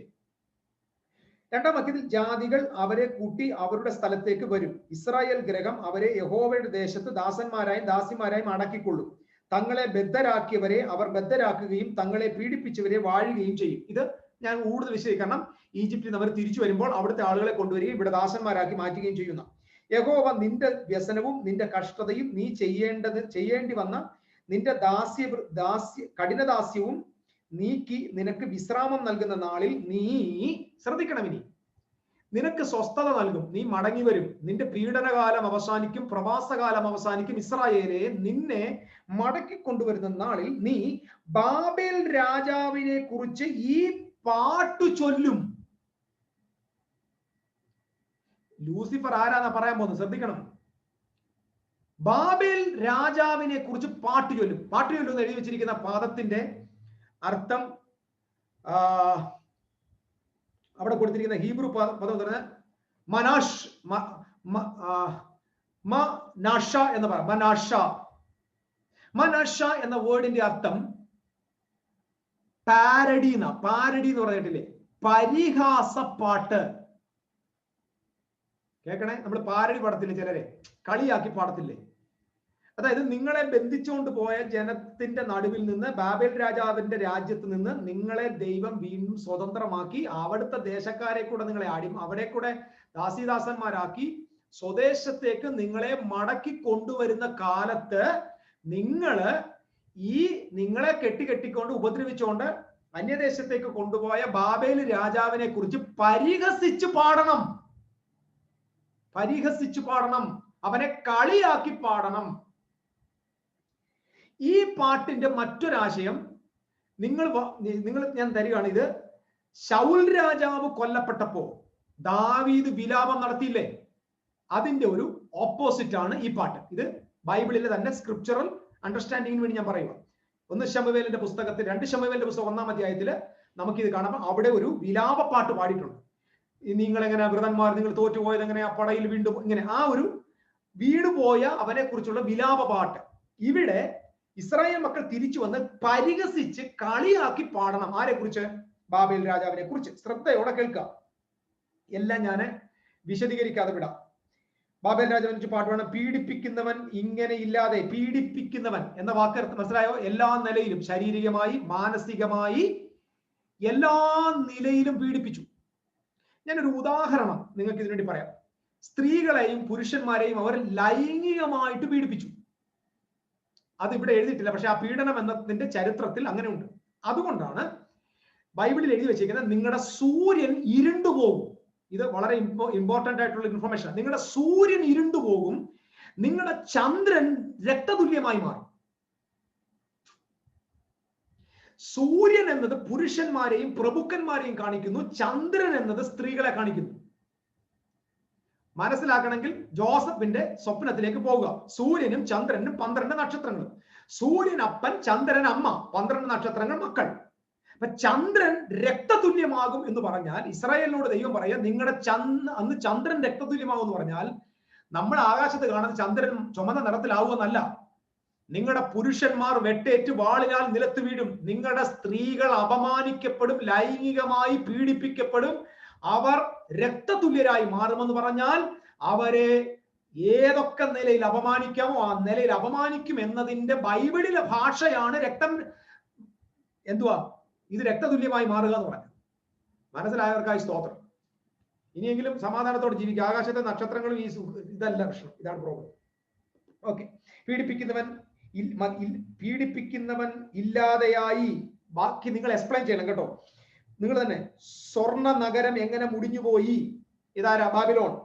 യഹോവ ദുഷ്ടന്മാരുടെ വടിയും വാഴുന്നവരുടെ ചെങ്കോലും മുടിച്ചു കളഞ്ഞു. ആരാ? സ്വർണ്ണ കൊട്ടാരം പോലെ ഉണ്ടായിരുന്ന ലോകത്തിലെ ഏറ്റവും വലിയ സാമ്രാജ്യം കോരസ് രാജാവ് വന്ന് തകർത്ത് കളഞ്ഞു. ചരിത്രം ഞാൻ കൂടുതൽ പറയുന്നില്ല. അപ്പൊ ചരിത്രം ഇത് കഴിയുമ്പോൾ ബാബിലോൺ തകർന്നു, തച്ചുടയ്ക്കപ്പെട്ടു. ഏകദേശം BC 538 കോരസ് രാജാവ് വന്ന് ഇതിനെ തകർക്കുന്നത്. ശരി. വംശങ്ങളെ ഇടവിടാതെ ക്രോധത്തോടെ അടിക്കുകയും ആർക്കും അടുത്തുകൂടാതെ ഉപദ്രവത്താൽ ജാതികളെ കോപത്തോടെ ഭരിക്കുകയും ചെയ്തവനെ തന്നെ. ഇതായിരുന്നു ബാബിലോൺ എന്ന് പറഞ്ഞ കക്ഷി. കാണുന്ന നാട്ടുരാജാക്കന്മാരെ മുഴുവൻ ഉപദ്രവിക്കും. ഇവനെ തകർത്ത് കളഞ്ഞു. സർവഭൂമിയും വിശ്രമിച്ച് സ്വസ്ഥമായിരിക്കും എന്ന് പറഞ്ഞാൽ ഈ കക്ഷി ഭരണത്തിലിരുന്ന കാലം മൊത്തം നാട്ടിലെ എല്ലാവർക്കും സമാധാനക്കേടായിരുന്നു. ഇപ്പോൾ ഇവനെ തച്ചുടച്ചു കളഞ്ഞു. ശ്രദ്ധിക്കുക. അവർ ആർത്തുപാടുന്നു. സരളവൃക്ഷവും ലബാനോനിലെ ദേവദാരുവും നിന്നെക്കുറിച്ച് സന്തോഷിച്ചു. നീ വീണ് കിടന്നത് മുതൽ നിന്നെ വെട്ടുവാൻ ഒരുവനും ഞങ്ങൾക്ക് നേരെ കയറി വരുന്നില്ല എന്ന് പറയും. എന്ന് പറഞ്ഞാൽ ബാബിലോൺ തകർന്ന ശേഷം ലബാനോനിലെ മരങ്ങൾ പറയുകയാണ്, ഒരൊറ്റ വെട്ടുകാരന് വന്നിട്ടില്ലെന്ന് പറഞ്ഞാൽ മരം വെട്ടുന്നവർ പോലും വരുന്നില്ല, കാരണം അവർക്ക് സമാധാനമായി. ഇതിന്റെ ആശയങ്ങൾ മനസ്സിലായവർക്കായി സ്തോത്രം. അടുത്തത് 9-ാം വാക്യം. നിന്റെ വരവിങ്കിൽ നിന്നെ എതിരേൽപ്പാൻ താഴെ പാതാളം നിന്റെ നിമിത്തം ഇളകിയിരിക്കുന്നു. ഇതാരാ?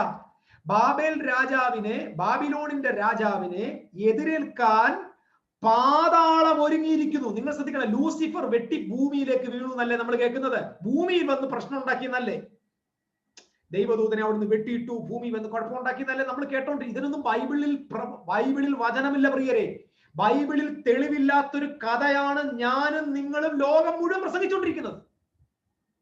ഇവിടെ ബാബേൽ രാജാവിനെ കുറിച്ച് നിന്റെ വരവെങ്കിൽ പാതാളം ആഘോഷിക്കുന്നു പറഞ്ഞാൽ നീ ചത്ത് മുടിയോടാന്നാ പറഞ്ഞതിന്റെ അർത്ഥം. പാതാളം എന്ന് പറഞ്ഞാൽ എന്താ? മരിച്ചവർ പോകുന്ന സ്ഥലമാണ്. അത് നിന്നെ ചൊല്ലി സകല ഭൂപാലന്മാരായ പ്രേതന്മാരെ ഉണ്ടെന്ന് പറഞ്ഞാൽ നീ നിമിത്തം കൊല്ലപ്പെട്ടു പോയ ഒരുപാട് രാജാക്കന്മാരുണ്ട്. അവരുടെ എല്ലാം ശവങ്ങളെ തട്ടി ഉണർത്തും എന്ന് പറഞ്ഞാൽ നിങ്ങളെ എല്ലാം കൊന്ന മഹാൻ ദാണ്ട വരുന്നു. മനസ്സിലാവുന്നോ? പാതാളത്തിനകത്തൊരു വർത്തമാനം നടക്കുന്നത്. ദാണ്ട വരുന്നോ, സ്വർണ്ണ കൊട്ടാരത്തിന്റെ രാജാവ് ദാ വരുന്നു. പരിഹസിക്കുകയാണ് താഴെയുള്ള അന്ന് പാതാളത്തിൽ കിടക്കുന്ന ആളുകൾ. ജാതികളുടെ ഉണർത്തുകയും ജാതികളുടെ സകല രാജാക്കന്മാരെയും സിംഹാസനങ്ങളിൽ നിന്ന് എഴുന്നേൽപ്പിക്കുകയും എന്ന് പറഞ്ഞാൽ ബാബേലോൺ എന്ന് പറയുന്ന ലോകത്തിലെ ഏറ്റവും വലിയ സാമ്രാജ്യത്തിന്റെ അധിപനെ വെട്ടേറ്റി താഴെ ഇടുമ്പോ നാട്ടുരാജാക്കന്മാർ അത്ഭുതത്തോടെ വായെ മൂടി സ്തംഭിച്ച് സിംഹാസനങ്ങളിൽ എഴുന്നേറ്റ് നിൽക്കുക. അവരൊക്കെ നിന്നോട് നീയും ഞങ്ങളെ പോലെ ബലഹീനനായോ, നീയും ഞങ്ങൾക്ക് തുല്യനായോ എന്ന് പറയും. എക്സ്പ്ലനേഷന്റെ ആവശ്യമില്ല, നിങ്ങൾക്ക് മനസ്സിലായി.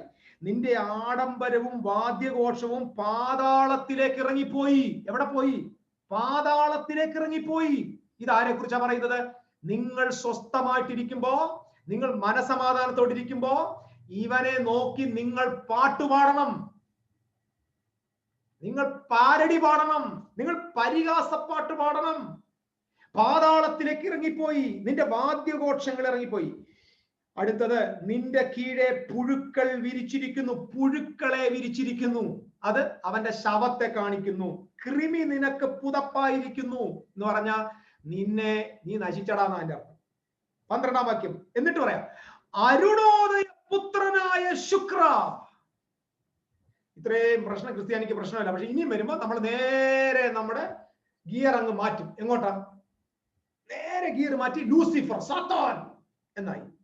ഇത്രയും നേരെ ബാബിലോൺ രാജാവായിരുന്നു. കാരണം ഇത്രയും വായിച്ചപ്പോൾ ഒന്നും സാത്താൻ ദൂതനാണെന്നും ഹേവനാണെന്നും അല്ല. കറക്റ്റ് പാതാളം, നാട്ടുരാജാക്കന്മാർ, സരളവൃക്ഷം നശിച്ചു, നാറാണക്കലടിച്ചു, പുഴുവായി, കൃമിയായി, നീ പണ്ടാരം അടങ്ങുമെന്നായി പറഞ്ഞത്. പണ്ടാരം അടങ്ങുമെന്നാ പറഞ്ഞത്. അതിന്റെ അർത്ഥത്രേ ഉള്ളൂ. അത് കഴിഞ്ഞിട്ട് പറയാ, അരുണോദയ, അതിനെ വിളിക്കുക, അരുണോദയ പുത്രനായ Shukra, you son of the morning star. നീ എങ്ങനെ ആകാശത്ത് നിന്ന് വീണു, ജാതികളെ താഴ്ത്തിക്കളഞ്ഞവനെ. ചോദ്യം, ഇനി നിങ്ങളോട് ആരെങ്കിലും ലൂസിഫർ ആണെന്ന് പറയുന്നതോട് ചോദിക്കണം, ജാതികളെ താഴ്ത്തിക്കളഞ്ഞവനെ നീ എങ്ങനെ വെട്ടേറ്റ് നിലത്ത് വീണു. അപ്പൊ ലൂസിഫർ എന്ന ആള് സ്വർഗത്തിലിരിക്കുന്ന മാലാകയാണെന്നും അങ്ങേരെ അഹങ്കാരം കാണിച്ചപ്പോ കർത്താവ് ആളെടുത്ത് വെട്ടിയെന്നും വെട്ടിയവൻ താഴെ വീണെന്നും പറയുന്ന സ്നേഹിതരോട് ചോദിക്കണം, ജാതികളെ താഴ്ത്തിക്കളഞ്ഞവനെ, കളയാൻ പോകുന്നവനെ എന്നല്ല, കളഞ്ഞവനെ നീ എങ്ങനെ വെട്ടേറ്റ് നിലത്ത് വീണു. അതിന്റെ അർത്ഥം, ഇവൻ വെട്ടേറ്റ് നിലത്തി വീഴുന്നതിന് മുമ്പ്, ജാതി എന്ന വാക്കിനെ നേഷൻസ് എന്നാ കേട്ടോ, ചുറ്റുപാടുമുള്ള സകല നാട്ടുരാജ്യങ്ങളെയും അടക്കി കീഴ്പ്പെടുത്തിയവനെ നീ എങ്ങനെ വീണെന്നാ. ഇത് ദൂതനാണെങ്കിൽ, ഇത് മനുഷ്യൻ സൃഷ്ടിക്കപ്പെടുന്നതിന് മുമ്പാണെങ്കിൽ ഏത് ജാതിയാണ് ലൂസിഫർ താഴ്ത്തിയത്? വേണമെങ്കിൽ ഇങ്ങനെ പറയാം, കഥയിൽ കാര്യമില്ല, വിശ്വസിക്കുക മാത്രം ചെയ്യുക. വിശ്വസിക്കുക പറ്റൂല. ഇനി വിശ്വസിക്കുന്ന ആളുകളല്ല, ചിന്തിക്കുന്ന തലമുറയാണ് വേണ്ടത്. നമ്മൾ ഈ വിശ്വസിച്ച് നാട്ടിൽ തവയ്ക്കാത്ത ആള് വരത്തില്ല. മനസ്സിലാക്കിക്കോണം. സത്യസന്ധമായി കാര്യഗൗരവമായി തിരുവെഴുത്തുകളെ വ്യാഖ്യാനിച്ചു പറയാൻ ഈ കൂട്ടത്തിൽ ആളുകൾ തയ്യാറാകണം. ഇതെല്ലാം പറയാനൊന്നും എനിക്ക് പറ്റൂല. പക്ഷെ നിങ്ങളുടെ ഹൃദയത്തിനകത്ത് ഒരു സത്യസന്ധമായ യാഥാർത്ഥ്യമുണ്ട്. എനിക്ക് നല്ല ബോധ്യമുണ്ട്. ഈ ക്ലാസ്സിൽ ഇരിക്കുന്ന മുഴുവൻ ആളുകളുടെയും ഉള്ളിൽ ഒരു ഇന്നസെൻസ് ഉണ്ട്. ആരെയും കബളിപ്പിക്കാൻ പാടില്ല, ആരുടെ മുമ്പിലും വക്രനായി നടക്കാൻ പാടില്ല എന്ന ഒരു ആത്മാർത്ഥ ബോധ്യമുള്ളവരോട് ഞാൻ പറയാം, ഇനിയും ഒരു കബളിപ്പീരില്ല. സത്യസന്ധമായ ഒരു യാത്ര തുടരാൻ പോവുക. ഒരു സൈന്യം മാർച്ച് ചെയ്യുന്നത് പോലെ സത്യത്തിന്റെ പോരാളികൾ മുമ്പോട്ട് വരണം. നിങ്ങളുടെ നിഷ്കളങ്കത ലോകം അതറിയട്ടെ. ഇവിടെ ശ്രദ്ധിക്കൂ, വെട്ടേറ്റ് നിലത്ത്. ഇനിയും എന്താ? ഇനിയാണ് ഞാൻ ഇതിന്റെ കഥ പറയാൻ പോകും. ഈ അരുണോദയ പുത്രനായ ശുക്ര, നീ എങ്ങനെ വെട്ടേറ്റ് നിലത്ത് വീണു എന്ന് നമ്മൾ വായിക്കുന്നുണ്ട്. ഇതെന്താണ് ഇതിന്റെ ഒരു കഥ സംഭവം? ഇനിയിപ്പം ഇത് ഒരുപക്ഷെ ഈ പ്രസംഗകർക്ക് അറിയാതെ, ഞാനും ഇടയ്ക്ക് സാത്താൻ എന്നൊക്കെ പറയുന്നുണ്ടെങ്കിലും ദയവായിട്ട് ഒന്നും ചെയ്യരുത്. കാരണം വർഷങ്ങളായിട്ടുള്ള പാരമ്പര്യമാണ് അത്. നിശ്ചയമായിട്ടും നമ്മൾ അറിയാതെ പിശാചിന്റെ തന്ത്രം എന്നൊക്കെ വരും. കിടക്കട്ടെ, പിശാചില്ലെന്നല്ല ഞാൻ പറഞ്ഞു കേട്ടോ. സാത്താൻ ഇല്ലെന്ന് ഞാൻ പറഞ്ഞില്ല. ഇനി ആരും ചിന്തിക്കരുത്. സാത്താൻ ഇല്ലെന്ന് പറഞ്ഞില്ല, പിശാചില്ലെന്ന് പറഞ്ഞില്ല. ഞാൻ പിശാച് ആരാന്ന് ആദ്യം പറഞ്ഞു. ആദ്യത്തെ സാത്താൻ ആരാണ്? ബിലയാമിന് നേരെ തടസ്സമായി നിന്ന യഹോവയുടെ ദൂതന്റെ പേരാണ് സാത്താൻ. സാത്താൻ എന്ന് പറഞ്ഞത് ആരാ? ദൂതനെയാണ് ആദ്യം വിളിച്ചത്.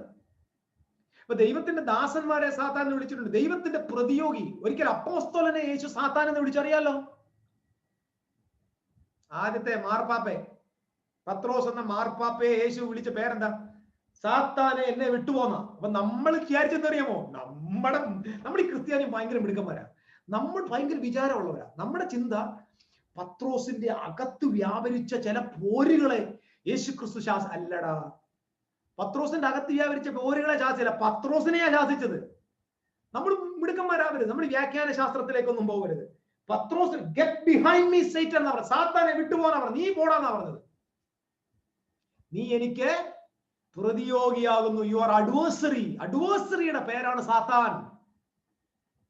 അല്ലാതെ ഇന്ന് രാത്രി നിന്റെ ഉള്ളിൽ വ്യാപരിക്കുന്ന ചില പോരുകൾ, ഇരുളിന്റെ ചില മണ്ഡലങ്ങൾ, ഇതൊന്നുമല്ല. ആ ആളിനെ അങ്ങ് വിളിച്ചാൽ മതി. നിനക്കെതിരെ, തമ്പുരാന്റെ പ്രവൃത്തിക്കെതിരെ നിൽക്കുന്ന നിന്റെ ഭാര്യയാണേലും ഭർത്താവാണേലും സാത്താനെ വിളിച്ച സാത്താൻ എന്ന് പറഞ്ഞാൽ അത് കുഴപ്പം, സെയിമാ, കുഴപ്പമില്ല. സഹോദരന്മാർക്കെതിരെ കുറ്റം പറയുന്നവന്റെ പേരാണ് സാത്താൻ. ആരോപണങ്ങൾ നടത്തുന്നവന്റെ പേരാണ് സാത്താൻ. ദൈവത്തിന് വിരുദ്ധമായി, അതായത് നമ്മൾ നേരത്തെ പറഞ്ഞ ഹയർ കോൺഷ്യസ്നസ്, ഇതാ ഞാൻ വരാൻ പോകുന്നത്. ഹയർ കോൺഷ്യസ്നെസ്സിന്, ആ മഹിമയ്ക്ക് വിരുദ്ധമായി ഉയരുന്ന സകല ശബ്ദങ്ങളെ വിശുദ്ധ ബൈബിൾ വിളിക്കുന്നു ഹസാതാൻ. Did you get me, brothers and sisters? ഇതെവിടുന്നാ വരുന്നത് ഞാൻ പിന്നെ പറയാം. ഇനി മോർണിംഗ് സ്റ്റാർ എന്താന്ന് ഞാൻ പറഞ്ഞു, സൺറൈസ് സൺസെറ്റിൽ ഇതിന് വീനസ് ആണെന്ന് പറഞ്ഞു, ഏൻഷ്യന്റ് ഗ്രീക്കിൽ ഇതൊക്കെ എങ്ങനെയാണ് ഞാൻ സംഭവിച്ചു കഴിഞ്ഞു, ഇതെല്ലാം പറഞ്ഞു കഴിഞ്ഞു. ഈ ഒരു വലിയ ദേവനുണ്ട് അവരുടെ അന്നത്തെ ഏൻഷ്യന്റ് കനാന്യ മതത്തിൽ. ഇനി ഞാൻ ഈ പറഞ്ഞ ഇത്, ഈ അരുണോദയ പുത്ര ശുക്ര എന്ന ഈ വിളിക്ക് കാരണം നീ എങ്ങനെ വെട്ടേറ്റ് നിലത്ത് വീണു എന്നതിന്റെ കഥ പറയാൻ പോവാം. ഇതൊരു മിത്താണ്, ഇതൊരു ഏൻഷ്യന്റ് മിത്ത്, ഒരു കനാന്യ മതത്തിനകത്തെ ഒരു സാങ്കല്പിക കഥയാണ്. അന്ന് ഈ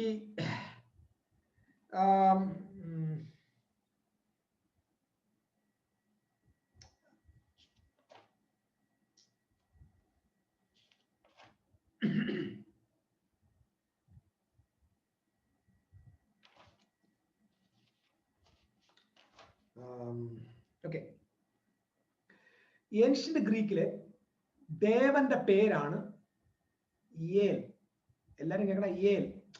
അപ്പൊ നമ്മുടെ ബൈബിളിലും നമ്മൾ ദൈവത്തെ എലോഹീം എന്ന് വിളിക്കുന്നുണ്ട്. സുപ്രീം ഗോഡിനെ കനാന്യര് വിളിച്ചിരുന്നത് ഏൽ എന്നാണ്. ഏൽ എന്നത് സുപ്രീം ഗോഡിന്റെ പേരാണ്. അപ്പൊ ഈ സുപ്രീം ഗോഡ്, അതിന് തൊട്ട് താഴെ ചോട്ടാ ഗോഡ്സ് ഉണ്ട്. ആ ചോട്ടാ ഗോഡിൽ ഒരു ദൈവനാണ് ബാൽ എന്ന ദേവൻ. ബാൽ കേൾക്കുന്നുണ്ടോ നിങ്ങൾ? ബാൽ. ഈ ബാൽ എന്ന ദേവന്റെ പ്രത്യേകത, ആ ബാൽ എന്ന ദേവനോടാണ് ഈ ശുക്രനെ അല്ലെങ്കിൽ വീനസ് എന്ന് പറയുന്ന ഈ ഗ്രഹത്തെ, ഈ ദേവനെ ഉപമിച്ചിരുന്നത്. ഓക്കെയാ? അപ്പൊ ഇദ്ദേഹത്തിന്റെ പ്രശ്നം, ഇദ്ദേഹം സീസൺ അനുസരിച്ച് വരുന്ന ആളാണ്. അല്ലല്ല, ബാലെന്ന ദേവനല്ല ശുക്രൻ. ഒന്ന് തിരുത്തിയേര്, അതല്ല. അതായത് ഏൽ എന്ന് പറയുന്ന സുപ്രീം ഗോഡ്, ആ സുപ്രീം ഗോഡിന്റെ ഭൂമിയിലെ മറ്റൊരു ദേവനാണ് ബാൽ. ഈ ബാൽ എന്ന ദേവൻ, അദ്ദേഹം സീസണിന്റെ ദേവനാണ്. ഈ നമുക്കറിയാം, ഈ സമ്മർ സീസൺ വരുമ്പോൾ എന്ത് ചെയ്യും, എല്ലാം ഇങ്ങനെ കിളുത്തു വരുമ്പോൾ ഇത് റൈസ് ചെയ്യുക, ഇത് എന്തോ ഉദിക്കുക. നമ്മൾ പറഞ്ഞില്ലേ, ഉദയത്തിനും അസ്തമയത്തിനുമാണ് ഈ ലൂസിഫർ വരുന്നത്. ഉദിക്കുക എന്ന് പറഞ്ഞാൽ ഗ്രോത്തിന്റെ ടൈം, അതായത് എല്ലാം ഇങ്ങനെ വളർന്ന് പുഷ്പിച്ച് ഫലം ഉണ്ടായി വരുന്നതായ ആ കാലം. വിന്റർ എന്ന് പറയുമ്പോൾ ഇതെല്ലാം ഉണങ്ങി ചത്തുപോകുന്ന കാലം. അപ്പൊ ഇവർ പഠിപ്പിച്ചിരുന്നത് ബാലെന്ന ദേവൻ കൃഷിയെ ഇങ്ങനെ കൊണ്ടുവരും. അദ്ദേഹം വിന്റർ ആകുമ്പോൾ ഈ ദൈവം അങ്ങ് ചത്തുപോകും. ഇത് അവരുടെ സങ്കല്പം. ഈ വിന്റർ ആകുമ്പോൾ ഇദ്ദേഹം തീർന്നു പോകുമ്പോൾ ഇദ്ദേഹത്തിന്റെ സിംഹാസനം എന്താവും? കാലിയായിട്ട് കിടക്കും. അദ്ദേഹത്തിന്റെ സിംഹാസനം എം ഡി ആവും. ഇങ്ങനെ എം ഡി ആയിരുന്ന സമയത്ത് ഏൽ എന്ന് പറയുന്ന ദേവന്റെ ഭാര്യ ഒരു നിർദ്ദേശം വെച്ചു. ദാണ്ടെ ബാലിന്റെ സിംഹാസനം എന്ത് ചെയ്യാം, എം ഡി ആയിട്ട് കിടക്കുക. അതുകൊണ്ട് നമ്മുടെ മകനെ, നമ്മുടെ യങ്ങർ സണ്ണിനെ ആ സിംഹാസനത്തിലേക്ക് അവരോധിക്കണമെന്ന് ഏൽ എന്ന് പറയുന്ന ദൈവത്തിന്റെ ഭാര്യ സംസാരിച്ചു.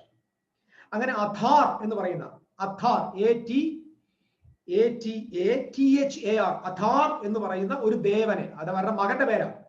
അഥാർ എന്ന് പറയുന്ന ദേവനെ ബാലിന്റെ സിംഹാസനത്തിലേക്ക് കയറ്റി വെച്ചു. ഈ ബാൽ എന്ന് പറയുന്ന ആരെന്നറിയുമോ? സൂര്യദേവനുമായിട്ട് കണക്ഷനാണ്. കേൾക്കുന്നുണ്ടോ നിങ്ങൾ? സൂര്യദേവൻ. അപ്പം നിങ്ങൾക്കറിയാലോ, സൂര്യൻ ഉദിക്കുമ്പോ നമ്മുടെ ഈ പ്രഭാത നക്ഷത്രം താഴെ പോവും. കേൾക്കുന്നുണ്ടോ നിങ്ങൾ? പ്രഭാത നക്ഷത്രം എന്ത് ചെയ്യും? താഴ്ത്തു പോകും. സൂര്യൻ അസ്തമിക്കുമ്പോ പ്രഭാത നക്ഷത്രം ഇങ്ങനെ മുകളിലോട്ട് വരും. എല്ലാവർക്കും പിടികിട്ടി വിശ്വസിക്കും. സൂര്യൻ ഉദിക്കുമ്പോൾ, സൂര്യൻ ഇങ്ങനെ പൊങ്ങി വരുമ്പോ നമ്മുടെ വീനസ്, നമ്മുടെ അരുണോദയപുത്രനായ ശുക്രൻ എന്ന് താഴെ പോകും. സൂര്യൻ ഇങ്ങനെ അസ്തമിക്കാൻ തുടങ്ങുമ്പോ അവൻ എന്ത് ചെയ്തു? ഇങ്ങനെ പൊങ്ങി വരും. അപ്പൊ സൂര്യൻ എന്ന ബാല് അസ്തമിച്ചപ്പോൾ ഈ പൊങ്ങി വന്ന അഥാർ സിംഹാസനത്തിലേക്ക് കയറാൻ വന്നപ്പോൾ എന്ത് ചെയ്തു? ഈ പയ്യനെ അല്ലെങ്കിൽ ഈ ചെറിയ ദേവനെ ബാല് വെട്ടി താഴെ കളഞ്ഞു. അപ്പൊ ബാല് വെട്ടി താഴെ കളഞ്ഞു. അങ്ങനെ അതിന് ആ സങ്കല്പമാണ് സൂര്യൻ ഉദിക്കുമ്പോൾ ഇവനിങ്ങനെ താഴോട്ട് പോകുന്നു, സൂര്യൻ അസ്തമിക്കുമ്പോൾ ഇവനിങ്ങനെ പൊങ്ങി വരുന്നു. ഈ ഒരു മിഥോളജി കനാനിലും ഈജിപ്തിലും ഒക്കെ ഉണ്ടായിരുന്നു, ബാബിലോണിലും ഉണ്ടായിരുന്നു. അപ്പം ഈ പ്രഭാത നക്ഷത്രം ഇങ്ങനെ താഴോട്ട് പോകുന്ന കാണുമ്പോൾ ഇവർ പറയാണ്, താണ്ടടാ ബാൽ അവനെ വെട്ടി താഴെ ഇട്ടു. പിടികിട്ടുന്നുണ്ടോ നിങ്ങൾക്ക്? എന്റെ പ്രിയപ്പെട്ട, ഇതെല്ലാം ജ്യോതിഷമാണ്. ഇതൊക്കെ ജ്യോതിഷം, നമ്മുടെ ഹിന്ദുക്കൾ കാണിക്കുന്ന ജ്യോതിഷോ. സൂര്യൻ ഇങ്ങനെ പൊങ്ങി വന്നപ്പോൾ അവൻ ഇങ്ങനെ താഴെ പോയി, സൂര്യൻ ഇങ്ങനെ താഴോട്ട് പോയപ്പോ ഇപ്പൊ ഇങ്ങനെ പൊങ്ങി വന്നു. ഈ ഒരു മിഥോളജി അവിടെ ഉള്ളത് കൊണ്ട് ആ കോണ്ടെക്സ്റ്റിൽ യെശയ്യാവ് എഴുതി വെച്ചു, ബാബിലോണിന്റെ കോണ്ടെക്സ്റ്റിലാ, ബാബിലോണുകാരുടെ ഭാഷയിൽ എഴുതി വെച്ചു, you son of morning Lucifer Shukra Venus, നീ എങ്ങനെയാണ് വെട്ടേറ്റ് നിലത്തു വീണത്? കാരണം എന്താ? കാരണം അവനേക്കാൾ വലിയൊരു ദേവൻ സിംഹാസനത്തിലേക്ക് ഉയർന്നു വന്നപ്പോ, പിടി കിട്ടുന്നുണ്ടോ? അവനേക്കാൾ വലിയ ഒരുവൻ ഉയർന്ന് ഉദിച്ചു വന്നപ്പോ അവൻ വെട്ടേറ്റ് നിലത്തു വീണു. അപ്പം ബാബിലോൺ രാജാവിനെ കുറിച്ച് ഇസ്രായേൽ പാട്ടുപാടുക, എടാ ബാബിലോൺ രാജാവായ ലൂസിഫറെ, നീ എങ്ങനെ വെട്ടേറ്റ് നിലത്ത് വീണെന്നറിയാമോ? ഞങ്ങൾ സേവിക്കുന്ന ഞങ്ങളുടെ ദൈവം അവൻ സിംഹാസനത്തിൽ വന്നതിനാലാണ് നീ വെട്ടേറ്റ് താഴെ പോയെന്നാണ് ഈ പാരഡിയുടെ അർത്ഥം. സഹോദരന്മാർക്ക് മനസ്സിലായെങ്കിൽ മാത്രം ആമേനെന്നൊന്ന് പറഞ്ഞാൽ മതി. പിടികിട്ടുന്നത് നിങ്ങൾക്ക്? സൂര്യൻ ഉദിച്ചപ്പോൾ ശുക്രൻ താഴെ പോയി, സൂര്യൻ അസ്തമിച്ചപ്പോൾ ശുക്രൻ മുകളിൽ വന്നു. ഇവിടെ സൂര്യനായിട്ട് ദൈവം സത്യദൈവത്തെയും ശുക്രനായിട്ട് ബാബിലോൺ രാജാവിനെയാണ് കാണിക്കുന്നത്. ഇവിടുത്തെ ലൂസിഫർ ബാബിലോൺ രാജാവും ഇവിടുത്തെ സൂര്യൻ ദൈവാദി ദൈവവുമാണ്. അപ്പൊ സൂര്യൻ ഉദിക്കുമ്പോൾ, ദൈവം സിംഹാസനത്തിലെത്തുമ്പോൾ, അത്യുന്നതൻ പ്രകാശിക്കുമ്പോ, ലൂസിഫറെ, ബാബിലോൺ രാജാവേ, നീ കോരസ് എന്നറിയപ്പെടുന്ന യഹോവയുടെ അഭിഷക്തനാൽ വെട്ടേറ്റ് നിലത്തു വീണു. അതാണ് അവരെ വെട്ടി താഴെ ഇട്ടത് കോരസ് ആണ്. കോരസ് എന്റെ ദാസൻ, എന്റെ അഭിഷക്തൻ എന്നാണ് സർവശക്തനായ ദൈവം പറഞ്ഞത്. അപ്പം കോരസ് ആരുടെ മേളിൽ നിൽക്കുക? കോരസ് യഹോവയുടെ റെപ്രസെന്റേറ്റീവാണ്. കോരസ് ദൈവത്തിന്റെ അഭിഷക്തനായിട്ട് എഴുന്നേറ്റ് നിൽക്കുമ്പോ മറുഭാഗത്ത് ബാബിലോണിലെ ലൂസിഫർ താഴെ പോവുക. അത് അരുണോദയ പുത്രനായ ശുക്ര എന്ന് നമ്മൾ വായിക്കുകയാണ്. അപ്പൊ ഈ ഒരു മിത്തോളജിയുടെ ബേസിലാണ് വാസ്തവത്തില് ഈ കഥ. ഇത് ബാബിലോണിലുള്ള കഥയാണ്, ബാബിലോണിലെ കഥയാണ്, മിത്തോളജിയാണ്. 70 വർഷം അവിടെ പാർത്ത ഇവർക്കറിയാം. യെശയ്യാവ് തന്റെ പുസ്തകത്തിനകത്ത് ഈ അറിവിൽ ഇത് രേഖപ്പെടുത്തി. ഇത് മിത്തോളജിക്കലി ഒരു കഥയെ അവിടെ നിലനിന്നിരുന്നതിനെ ബൈബിളില് പരാമർശിക്കുക. അരുണോദയ പുത്രനായ ശുക്ര, നീ എങ്ങനെ വെട്ടേറ്റ് നിലത്തുണ്ട്? നിങ്ങൾക്ക് അതിന്റെ ആശയം മനസ്സിലാവുന്നുണ്ടോ? സൂര്യൻ ഉദിക്കുമ്പോൾ പ്രഭാത നക്ഷത്രം താഴേക്ക് പോകുന്നത് പോലെ അത്യുന്നതനായ ദൈവം തന്റെ ജനതയെ സ്ഥിരപ്പെടുത്തിയപ്പോൾ, അവൻ തന്റെ ആലയത്തിൽ വീണ്ടും വന്നപ്പോൾ, അവിടുത്തെ മഹിമ കൊണ്ട് ആ നാട് നിറഞ്ഞപ്പോൾ, ദൈവം തന്റെ ജനത്തെ സന്ദർശിച്ചപ്പോൾ നീ താഴേക്ക് വെട്ടേറ്റു വീണു എന്ന പരമമായ യാഥാർത്ഥ്യം, ഹിസ്റ്റോറിക്കൽ ട്രൂത്ത് ആണ് ഇവിടെ വളരെ വളരെ ക്രിസ്റ്റൽ ക്ലിയർ ആയിട്ട് യെശയ്യാവ് രേഖപ്പെടുത്തിയിരിക്കുന്നത്. ഇവിടെ ദൂതന്മാരെ കുറിച്ച് ഒരു പരാമർശവുമില്ല. കാരണം ദൂതന്മാരെ കുറിച്ചല്ല എന്നതിന് ധാരാളം തെളിവുകളുണ്ട്. ഒന്ന്, ജാതികളെ താഴ്ത്തിക്കളഞ്ഞവനെ, സാത്താനം, അല്ലെങ്കിൽ ഇത് ദൂതനാണെങ്കിൽ ദൂതൻ എപ്പോഴാണ് ജാതികളെ താഴ്ത്തി വായിച്ചു നോക്കിയേ. അവർ ഞാൻ സ്വർഗത്തിൽ കയറും. ഇത് ഞാൻ പറഞ്ഞത് ഇത് മിഥോളജിയാണ്. അതായത് നോർത്തേൺ പാർട്ട് ഓഫ്, അതായത് ഈ ഹലേല് പറഞ്ഞത് എന്താ പറയുമ്പോ, ഞാൻ ബാലിന്റെ സിംഹാസനം ഇരിക്കുന്നത് ഉത്തരഗിരിയാണ്, അങ്ങ് മുകളിലാണ്. ഉത്തരഗിരി എന്ന് പറഞ്ഞാൽ വടക്കു ഭാഗത്താണ് ഇരിക്കുന്നത്. അവിടെ ഞാൻ കയറുമെന്നാണ് ഇവൻ മനസ്സിൽ പറഞ്ഞത്. അതൊരു കഥ. ആ കഥയെ ജെറുസലേമിലേക്കുള്ള തന്റെ പ്രവേശനവുമായിട്ട് ബന്ധിപ്പിച്ചാണ് ഇവിടെ സംസാരിക്കുന്നത്. നിങ്ങൾക്ക് മനസ്സിലാകുന്നുണ്ടോ? ബാബിലോണിൽ നിലനിന്നിരുന്ന ഒരു മിഥോളജിയെ ജെറുസലേമുമായി ബന്ധിപ്പിച്ച് സംസാരിക്കുന്നു. അതുകൊണ്ട് ഇനി നിങ്ങൾ ഈ വാക്കിൽ ശ്രദ്ധിച്ചു നോക്കിയേ. ഞാൻ സ്വർഗത്തിൽ കയറും, എന്റെ സിംഹാസനം ദൈവത്തിന്റെ നക്ഷത്രങ്ങൾക്കു മീതെ വയ്ക്കും. നക്ഷത്ര നക്ഷത്രങ്ങൾക്ക് മീതെ വെക്കും. ഉത്തര ദിക്കിന്റെ അതിർത്തിയിൽ സമാഗമ പർവ്വതത്തിന്മേൽ ഞാൻ ഇരുന്നരുളി. ഈ സമാഗമ പർവ്വതം ഏതാ? എന്തായി സമാഗമ പർവ്വതം? ജെറുസലേമിന്റെ വടക്കുഭാഗത്തുള്ള ഉത്തര ദിക്കിലുള്ള പർവ്വതത്തിന്റെ പേരാണ് സിയോൻ പർവ്വതം. ആ സിയോൻ പർവ്വതത്തിന്റെ മുകളിലാണ് ശലോമോൻ ആലയം പണിതത്. നിങ്ങൾ എപ്പോഴും ശ്രദ്ധിക്കണം, ബാബിലോൺ രാജാവാണെങ്കിലും ഗ്രീക്ക് രാജാക്കന്മാരാണെങ്കിലും ഇവർക്ക് എപ്പോഴും ഈ ആലയം കാണുമ്പോഴാണ് ചൊറിച്ചില്. മനസ്സിലാകുന്നുണ്ടോ? ദൈവത്തിന്റെ ആലയം കണ്ട ഇവന്മാർക്ക് ചൊറിച്ചില്. അന്റിയോക്കസ് എപ്പിഫാനസ് എന്ന് പറഞ്ഞ ഒരു ഗ്രീക്ക് രാജാവ് ഉണ്ടായിരുന്നു. അങ്ങേരുടെ ആഗ്രഹം യെരുശലേം ദേവാലയത്തിൽ വരണം, അവന്റെ ബിംബം നാട്ടണം, അവിടെ കൊണ്ട് പന്നിയെ അർപ്പിക്കണം. ഇങ്ങനെ ദൈവാലയത്തിനകത്ത് അവർ ബിംബങ്ങളെ സ്ഥാപിച്ച് അവർ ദൈവമായി വാഴ്ത്തപ്പെടാൻ വേണ്ടിയാണ് അവർ ആഗ്രഹിച്ചത്. പിടികിട്ടുന്നു നിങ്ങൾക്ക്? അപ്പൊ ഇവർക്ക് ആലയത്തിനകത്ത് ബാബിൽ രാജാവിന്റെ മനസ്സിൽ ഒരു ചിന്തയാണ്, ഞാൻ യെരുശലേമിൽ ചെല്ലും. നിങ്ങൾ ശ്രദ്ധിക്കുക, അവന്റെ ചിന്തയാണ് ഞാൻ ചെല്ലും. ചെന്നിട്ട് ഉത്തരഗിരിയ സമാഗമ പർവ്വതം എന്ന് പറഞ്ഞാൽ ദൈവവും മനുഷ്യനും സമാഗമിക്കുന്ന പർവ്വതം എന്നാണ്. അത് ജെറുസലേമാണ്. അപ്പൊ ഇവൻ സ്വർഗത്തിൽ എവിടെയോ സിംഹാസനത്തിന്റെ പുറത്തേക്ക് കയറുന്ന കഥയല്ല ഇത്. ഇവനെ ബാബിലോണിൽ ഇരുന്ന് ചിന്തിച്ച ചിന്തയെ പരിശുദ്ധാത്മാവ് കളിയാക്കുകടാ, നീ അങ്ങനെയല്ലടാ ചിന്തിച്ചത്. ദൈവാലയത്തിനകത്ത് കയറി നീ ബിംബം സ്ഥാപിക്കുന്നല്ലേ ചിന്തിച്ചത്, അവിടുത്തെ ദൈവമായിട്ടിരിക്കുന്നല്ലേ നീ ചിന്തിച്ചത്, നിന്നെ പിന്നെ എങ്ങനെയാടാ വെട്ടിയിട്ട് നിലത്ത് താഴെ തള്ളിയത് എന്നാണ് ചോദിക്കുന്നത്. സമാഗമ പർവ്വതം എന്ന് പറഞ്ഞാൽ യെരുശലേമാണ്. ആ യെരുശലേമിൽ ഞാൻ ഇരുന്നരുളും എന്നാണ് ഇവൻ മനസ്സിൽ ഇവിടെ ഇരിക്കുന്നു. ഞാൻ മേഘോന്നതങ്ങൾക്ക് മീതെ കയറും, ഞാൻ അത്യുന്നതന്റെ സമാഗമം എന്നവൻ ഹൃദയത്തിൽ പറഞ്ഞു. നമ്മളെല്ലാം എന്ത് വിചാരിച്ചിരുന്നത്? ദൂതൻ അവിടെ കലകിച്ചു, ഒരു 1/3 പേരെ കൊണ്ട് കലകിച്ചു, വെട്ടി താഴെ ഇട്ടു, താഴെ ഭൂമി വീണെന്നല്ലേ എഴുതിയേക്കുന്നത്. പക്ഷെ ഇവിടെ എഴുതിയേക്കുന്ന ഭൂമി വീണെന്നല്ലല്ലോ, പാതാളത്തിലേക്ക് പോയെന്നല്ലേ. താഴോട്ട് വായിച്ചു നോക്കിയേ. എന്നാൽ നീ പാതാളത്തിലേക്കും നാശകൂപത്തിന്റെ അടിയിലേക്ക് തന്നെ വീഴും. ശ്രദ്ധിക്കൂ, ഇത് ലൂസിഫർ ആണെങ്കിൽ, വെട്ടേറ്റ ദൂതനാണെങ്കിൽ വീണത് ഭൂമിയിലല്ല, പാതാളത്തിലാണ്. പാതാളത്തിൽ പോയത് മരിച്ച മൃതന്മാരാണ്. എത്ര പേർക്ക് മനസ്സിലായി? ലൂസിഫർ എന്ന ബന്ധനം ഇപ്പൊ തീരുക. ലൂസിഫർ എന്നൊരു സംഭവം ഇല്ല പ്രിയരെ. സ്വതന്ത്രമാകും. ഈ ഒരു മഹാ അബദ്ധത്തിൽ നമ്മൾ സ്വതന്ത്രമായാൽ തന്നെ നമ്മൾ ഈസിയായി ജനങ്ങളെ സ്വതന്ത്രമാകും. അല്ലെങ്കിൽ നമുക്ക് തോൽവി വന്നാലും, നമ്മുടെ വീട്ടുകാർക്ക് തോൽവി വന്നാലും, പിള്ളേർക്ക് തോൽവി വന്നാലും, സഭയ്ക്ക് പ്രശ്നം വന്നാലും നമ്മൾ ആദ്യം എവിടെ പോകും? ഹിന്ദുക്കൾ ചൊവ്വാദോഷമാണ് നോക്കുന്ന പോലെ നമ്മൾ ശുക്രനിലേക്ക് പോകും. ആ ശുക്രൻ കാരണമാണ് ഇതുണ്ടായത്. അതിന് നമ്മൾ ഇരിക്കുന്നത് ലൂസിഫർ. ഇനി തിരുത്തുക. ഇനി ഏതെങ്കിലും ഒരു പാസ്റ്റർ സത്താന്റെ ശക്തി എന്ന് പറഞ്ഞാൽ നമ്മൾ തിരുത്തി പറയാം ശുക്രന്റെ ശക്തി. ഓ ഹല്ലേലൂയ, നിന്നെ തകർക്കുന്ന ചില ശുക്രന്റെ വ്യാപാരം, അങ്ങനെ പറ. അബദ്ധങ്ങളിൽ നിന്ന് സ്വതന്ത്രമാകണം ഈ ഗ്രൂപ്പ്. ഇതിനെക്കുറിച്ച് നിങ്ങൾക്ക് ഏത് സംശയം ഉണ്ടെങ്കിലും നമുക്ക് നിശ്ചയമായിട്ടും ഇത് ക്ലാരിഫൈ ചെയ്യാം. എനിക്ക് അറിയാവുന്നൊക്കെ പറയാം. എനിക്ക് എല്ലാം അറിയാമെന്ന് ഞാൻ സ്ഥാപിക്കുന്നില്ല. കുറെ വർഷങ്ങളായിട്ട് പറയാൻ ഞാൻ ഇങ്ങനെ വെമ്പൽ കൊണ്ട കാര്യം ഇപ്പോൾ ഒന്ന് പറയുക. താഴ്ത്തു നോക്ക്.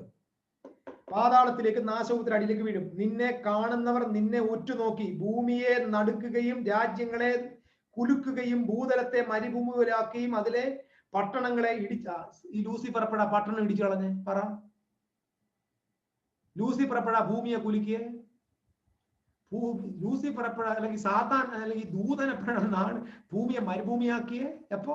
പട്ടണങ്ങളെ ഇടിക്കുകയും അതിലെ പട്ടണങ്ങളെ ഇടിച്ചു കളയും, തന്റെ ബദ്ധന്മാരെ വീട്ടിലേക്ക് അഴിച്ചുവിടാതിരിക്കുകയും ചെയ്യുന്ന പറഞ്ഞതിന്റെ അർത്ഥം പറ.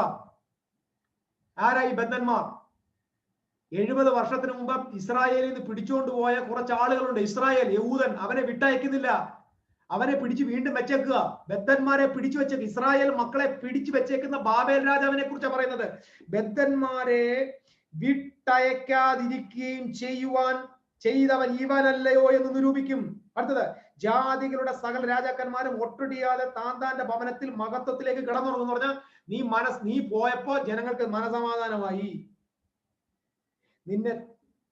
നിന്നെയോ നിന്ദ്യമായ ചുള്ളി പോലെയും വാൾ കൊണ്ട് കുത്തേറ്റ് മരിച്ചു. സാത്താനെ വെട്ടിയതല്ല, മരിച്ചു, കുത്തേറ്റ് മരിച്ചു എന്നാ എഴുതിയേക്കുന്നത്. വായിച്ചോ? ലൂസിഫറിനെ കുത്തിക്കൊന്നു.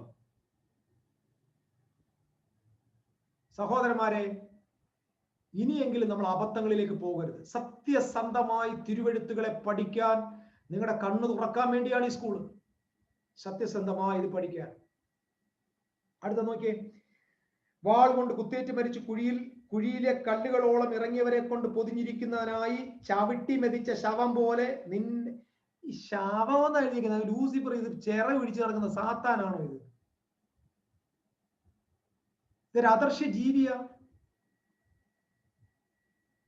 ഇവ ശവം പോലെ ചതച്ചരച്ചവൻ ചവിട്ടി അരച്ചെന്ന് എഴുതിയിരിക്കുന്നത്. ചവിട്ടി മെതിച്ച ശവം പോലെയും നിന്റെ കല്ലറയിൽ നിന്ന് എറിഞ്ഞു കളഞ്ഞിരിക്കുന്നു.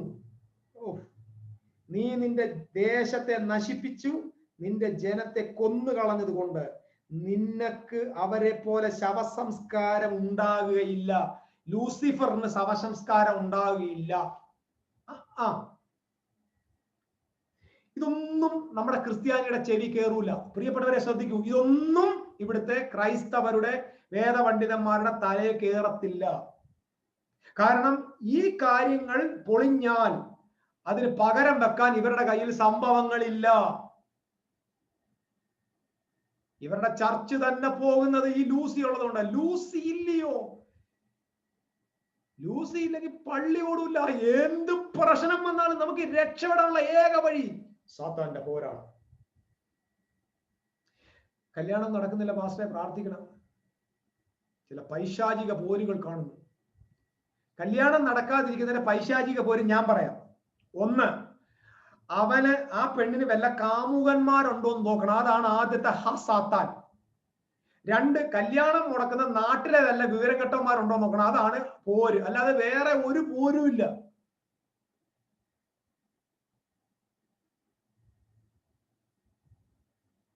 സ്തോത്രം. കല്യാണം മുടക്കിയുള്ള ദേശത്ത് കണ്ടില്ലേ? അവന്മാരാണ്. അതാണ്. അല്ലാതെ വട്ടമിട്ട് ഒരു വട്ടവും ഇല്ല. ഞാനിതൊന്നും വിശ്വസിക്കത്തില്ല. നിങ്ങൾ ദൈവത്തോർത്ത് ഇതല്ല സത്യം. ഇതല്ല സത്യം. ഇതൊരു ദൂതനാണെങ്കിൽ ഒരു ദൂതൻ എങ്ങനെ ലോകത്തിലെ സകല മനുഷ്യരെ വഞ്ചിക്കാൻ പറ്റുന്നത്? ദൂതൻ സർവ്വവ്യാപിയാണ്. ഞാൻ ഈ ചോദ്യം ഇവിടുത്തെ തിയോളജന്മാർ ചോദിച്ചിട്ടുണ്ട്. ശരി, ലൂസിഫർ എന്ന് പറയുന്ന ഒരാൾ അങ്ങ് ദൂതനാണെന്ന് വിശ്വസിക്കാം. പക്ഷെ ഭൂലോകം മൊത്തം വഞ്ചിക്കാൻ ഇയാൾ ആരാ? സർവ്വവ്യാപിയ?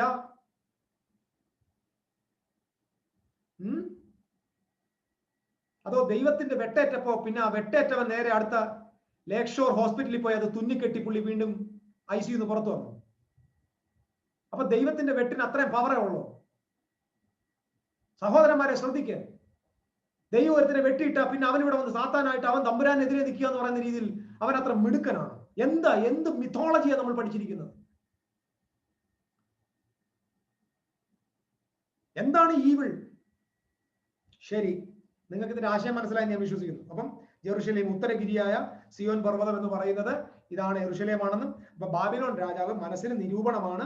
ഞാൻ യെരൂശലേമിൽ പോയി അവിടെ രാജാവായിട്ടിരിക്കും, ദൈവത്തിന്റെ മേളിൽ കയറും എന്നൊക്കെയുള്ള അഹന്തയാണ്. ആ അഹന്തയെ പൊളിക്കാനാണ് വിളിച്ചത്. അപ്പൊ ബാബിലോണിലെ രാജാക്കന്മാരെ വിളിക്കുന്ന പേരാണ് ലൂസിഫർ, അരുണോദയ പുത്രൻ. അല്ലാതെ ഇത് ദൈവസന്നിധിയിൽ നിന്ന് ദൂതനല്ല. അപ്പോൾ മാനവരാശിയുടെ പ്രശ്നം എന്താണ്? നേരത്തെ പ്രശ്നം എന്താണ്? അവന്റെ പ്രശ്നം ഈഗോയാണ് അവന്റെ അകത്ത് ഈവിൾ. ഇനി ശ്രദ്ധിക്കുക. ഇനി ഇതെപ്പോഴാ ഈ പഠനം വന്നേ നോക്കാം. പഴയ ആദിമ സഭാപിതാക്കന്മാരായ തെർത്തുല്യൻ, ഓറിഗൺ, ഹിപ്പോ അഗസ്റ്റിൻ തുടങ്ങിയ ആളുകൾ വെസ്റ്റേൺ തിയോളജിയുടെ സ്വാധീനത്താൽ ഉണ്ടാക്കിക്കൊണ്ടുവന്ന പഠനമാണ് സാത്താൻ എന്ന് പറയുന്ന ഇന്ന് ക്രിസ്ത്യാനി ഫോളോ ചെയ്യുന്ന പഠനം. ശ്രദ്ധിക്കുക. അബ്രഹാം, ഇസഹാക്ക്, യാക്കോബ്, പഴയ നിയമ പിതാക്കന്മാർ, നമ്മുടെ കർത്താവായ യേശുക്രിസ്തുവിന്റെ അപ്പോസ്തലനായ പത്രോസ്, പൗലോസ്, ഇവരാരും തന്നെ ഈ ദൂതൻ ഒരു സാത്താനാണെന്ന് പറഞ്ഞിട്ടില്ല.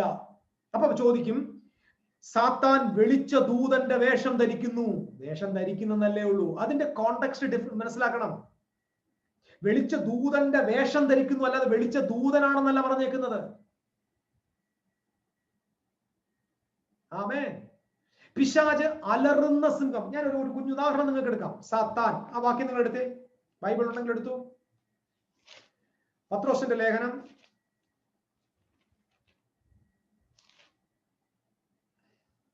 5-ാം അധ്യായം, 1 പത്രോസ് 5-ാം അധ്യായത്തിന്റെ 8-ാമത്തെ വാക്യം നോക്കിയേ. നിർമ്മതരായിരിപ്പിൻ, ഉണർന്നിരിപ്പിൻ, നിങ്ങളുടെ പ്രതിയോഗിയായ പിശാച് അലറുന്ന സിംഹം എന്ന പോലെ ആരെ വിഴുങ്ങേണ്ടു എന്ന് തിരിഞ്ഞ് ചുറ്റി നടക്കുന്നു. കേട്ടല്ലോ? അടുത്തത് അത്രയും നിർത്തരുത്. 9-ാം വാക്യം. ലോകത്തിൽ നിങ്ങൾക്കുള്ള സഹോദര വർഗത്തിന്, ഇത് ആർക്ക് എഴുതുന്ന ലേഖനമാ? 1-ാം വാക്യം 1:1. യേശുക്രിസ്തുവിന്റെ അപ്പോസ്തലനായ പത്രോസ് പൊന്തിയോസിലും ഗലാത്തിയിലും കപ്പദോക്കിയയിലും ആസിയയിലും ബിദുനിയയിലും ചിതറിപ്പറക്കുന്ന പരദേശികളും പിതാവായ ദൈവത്തിന്റെ മുന്നറിവിൽ തക്കവണ്ണം ആത്മാവിന്റെ ശുദ്ധീകരണം പ്രാപിച്ച് വിശുദ്ധി അനുസരണം കാണിപ്പാനും ക്രിസ്തുവേശുവിന്റെ രക്തത്താൽ തളിക്കപ്പെടുവാനുമായി മറ്റവരുമായ ബ്രദന്മാർക്ക് എഴുതുന്നത്. ചിതറിപ്പാർക്കുന്ന യഹൂദ സമുദായത്തിന് എഴുതുക, ക്രിസ്തീയ സമൂഹത്തിന് എഴുതുക. അവരോട് പറയാ, നിങ്ങളുടെ സഹോദര വർഗത്തിന് ആ വക കഷ്ടപ്പാടുകൾ തന്നെ പൂർത്തിയായി വരുന്നു എന്നറിഞ്ഞ് വിശ്വാസത്തിൽ സ്ഥിരതയുള്ളവരായി അവനോട് എതിർത്ത് നിൽപ്പിൻ. എന്നാൽ അല്പകാലത്തേക്ക് കഷ്ടം സഹിക്കുന്ന നിങ്ങൾ, അല്പകാലത്തേക്കുള്ള കഷ്ടം, നിങ്ങളുടെ സഹോദര വർഗത്തിന് വന്ന കഷ്ടപ്പാട്, അവനോട് എതിർപ്പിൻ. ഇതാരായി അവൻ? പിശാച്. ഇതാരായി പിശാച്? അന്നത്തെ ക്രൈസ്തവ സഭയെ എതിർക്കുകയും ഉപദ്രവിക്കുകയും കഷ്ടപ്പെടുത്തുകയും കൊല്ലുകയും ചെയ്തതിൽ പ്രമുഖന്മാരായി നിന്നത് യഹൂദന്മാരാണ്. അപ്പൊ യഹൂദന്മാരാണ് ഇവിടുത്തെ അലറുന്ന സിംഹം. ഇത് അല്പകാലത്തേക്കേ ഉള്ളൂ. ഇത് 2000 വർഷം നീണ്ടു നിൽക്കുമെന്നല്ല. സഹോദരങ്ങളെ, മനസ്സിലാവുന്നുണ്ടോ? ഇവിടുത്തെ പിശാച് അതാണ്. അടുത്ത വേറൊരു വാക്യമുണ്ട്. തേജസ്സിന്റെ സുവിശേഷത്തിന്റെ തേജസ് പ്രകാശിക്കാതിരിക്കണം. ഈ ലോകത്തിന്റെ ദൈവം. ലോകത്തിന്റെ ദൈവം ആരാണ്? Who is the God of the world? 2 കൊരിന്ത്യ ലേഖനം 3 വായിക്കണം, എന്നിട്ട് 4 വായിക്കാവൂ. 3-ൽ പറഞ്ഞേക്കുന്നത് ന്യായപ്രമാണം, മോശയുടെ പ്രമാണം. മോശയുടെ പ്രമാണത്തെയാണ് പൗലോസ് അപ്പോസ്തലൻ ലോകത്തിന്റെ ദൈവം എന്ന് വിളിക്കുന്നത്. മൂടുപടം, മോശയുടെ പുസ്തകം വായിക്കുമ്പോഴൊക്കെ മൂടുപടം കിടക്കുന്നു. ആ മൂടുപടം ക്രിസ്തുവിൽ നീങ്ങിപ്പോകുന്നു. ആ മൂടുപടം കൊണ്ടാണ് ലോകം അന്ധമായിരിക്കുന്നത്. പിടികിട്ടുന്നു നിങ്ങൾക്ക്? ഓ മൈ ഗോഡ്, ഹല്ലേലൂയ, ആമേൻ. ആ മൂടുപടം കൊണ്ടാണ് അന്ധത വരുത്തുന്നു. ലോകത്തിന്റെ ദൈവം അവിശ്വാസിയുടെ ഹൃദയ കണ്ണ് കുരുട്ടാക്കി കളയുന്നു. That is law and Moses. That is not devil. Hallelujah. എടുക്കൂ നിങ്ങൾ. ഞാൻ നിങ്ങൾക്ക് അസൈൻമെന്റ് തരിക. Take the Bible. എടുത്തകത്ത് പിശാച് എന്ന പദത്തെ നമ്മൾ ഏതോ ആദർശ രൂപിയായിട്ട് കാണാതെ കൃത്യമായിട്ട് നിങ്ങൾ നോക്കിക്കോ. ഒരിക്കലും അത് മറ്റൊന്നുമല്ല. യേശു ക്രിസ്തുവിനെ പരീക്ഷിക്കാൻ വന്ന സാത്താൻ ആരാ? മരുഭൂമിയിൽ ആരാ വന്നേ? പിശാച്. പരീക്ഷകൻ ആരാണ്? മരുഭൂമിയിൽ താമസിച്ചുകൊണ്ടിരുന്ന ഏതോ എസീൻസുകളാണ്. വേദപുസ്തകത്തിന്റെ പകർപ്പ് നടത്തുക. ഇത് ശ്രദ്ധിക്കണം. വേദപുസ്തകത്തെ പകർത്തി എഴുതുന്ന പരീശന്മാരിൽ നിന്ന് വേർപെട്ട് ലോകവുമായി ബന്ധമില്ലാത്തൊരു കൂട്ടം ആളുകൾ യഹൂദിയ മരുഭൂമിയിൽ താമസിക്കുന്നുണ്ട്. ആ കൂട്ടത്തിലാണ് നമ്മുടെ യോഹന്നാൻ സ്നാപകൻ പോയി താമസിച്ചത്. അവർ ഉപവസിക്കുകയും പ്രാർത്ഥിക്കുകയും മിശിഹായുടെ വരവിന് വേണ്ടി കാത്തിരിക്കുന്ന ആളുകളാണ്. അവർ നോക്കിയപ്പോൾ കാണാൻ കുറെ ദിവസങ്ങളായിട്ട് ഒരു ചെറുപ്പക്കാരൻ മരുഭൂമിയിൽ ഉപവസിക്കുന്നു. അവർക്കൊരു തോന്നൽ തോന്നി. അവർ ചെന്നിട്ട് ചോദിക്കുക, 40 ദിവസം കഴിഞ്ഞപ്പോ പരീക്ഷകൻ അടുത്ത് വന്നു. നമ്മൾ എന്താ വിചാരിച്ചിരിക്കുന്നത്? സാത്താൻ അടുത്ത് വന്നതല്ലേ? പരീക്ഷകൻ അടുത്ത് വന്നു. എന്നിരിക്കുന്നു അതിനകത്ത് ഏതോ ഒരുത്തിന് എഴുതിയിട്ടുണ്ട്, if you are the son of God turn this stone into bread. നീ ദൈവപുത്രനെങ്കിൽ ഈ കല്ലപ്പമാകാൻ കൽപ്പിക്കുക. ഇത് സ്വർഗത്തിൽ നിന്ന് വെട്ടേറ്റ് വന്ന ദൂതനാണെങ്കിൽ പുള്ളിക്ക് അറിയത്തില്ല ഇത് യേശു ക്രിസ്തു ദൈവപുത്രനാണ്. പറ എന്റെ സഹോദരന്മാരെ, നിങ്ങൾ മറുപടി പറ. നമ്മുടെ ഹൃദയം സാത്താൻ അറിയാം, നമ്മുടെ ചിന്തകൾ പോലും സാത്താൻ അറിയാമെങ്കിൽ ഈ നിൽക്കുന്ന ഈ 30 വയസ്സുള്ള ഈ നല്ല സുന്ദരക്കുട്ടപ്പനായ ചെറുപ്പക്കാരൻ യേശു ദൈവത്തിന്റെ പുത്രനാണ് ഈ പിയായനെ അറിയത്തില്ലേ? നിങ്ങൾ പറ. നമ്മുടെ ഹൃദയത്തെ ചിലർ പറഞ്ഞ് പറയണ്ട സാത്താൻ കേൾക്കും എന്ന് പറഞ്ഞില്ലേ? സാത്താൻ കേൾക്കും. നമ്മുടെ ഹൃദയത്തിന്റെ വിചാരം പോലും സാത്താൻ അറിയാമെങ്കിൽ പിന്നെ യേശു ക്രിസ്തു ദൈവപുത്രനാണെന്ന് പുള്ളിക്ക് അറിയത്തില്ലേ? പുള്ളി അവിടെ നിന്നല്ലേ വന്നത്. അപ്പൊ ഈ നിൽക്കുന്നത് യേശു ദൈവപുത്രനാണെന്ന് സംശയമായി. ഇവർ ചോദിക്കും, are you the son of God? If you are the son of God please. കാരണം അവർക്കറിയാം മിശിഹ വന്നാൽ അടയാളങ്ങൾ ചെയ്യും.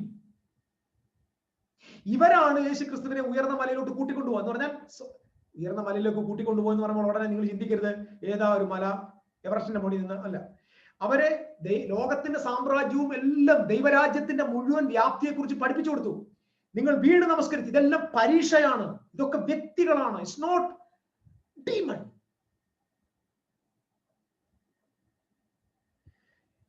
എനിക്ക് തോന്നുന്നു ഞാൻ ഇത്രയും നാളും കഷ്ടപ്പെട്ട് പഠിപ്പിച്ചത് ഇന്ന് എന്തുമായി തീരുമെന്ന് എനിക്ക് അറിയത്തില്ല. കാരണം വല്ലാത്തൊരാളിന്റെ പുറത്താണ് കൈവച്ചേക്കുന്നത്. ഞാൻ പറഞ്ഞില്ല പിശാജ് ഇല്ലെന്ന് ഞാൻ പറഞ്ഞില്ല, സാത്താൻ ഇല്ലെന്ന് ഞാൻ പറഞ്ഞില്ല, ദയവായിട്ട് തെറ്റിദ്ധരിക്കരുത്. എന്താണ് പിശാജ് എന്നും എന്താണ് സാത്താൻ എന്നുമാണ് നമ്മൾ പഠിക്കുന്നത്. പിന്നെ എന്തല്ല പിശാജ് എന്ന് നമ്മൾ പഠിക്കണം. എന്തല്ലെന്നാണ് ആദ്യം പഠിക്കേണ്ടത്.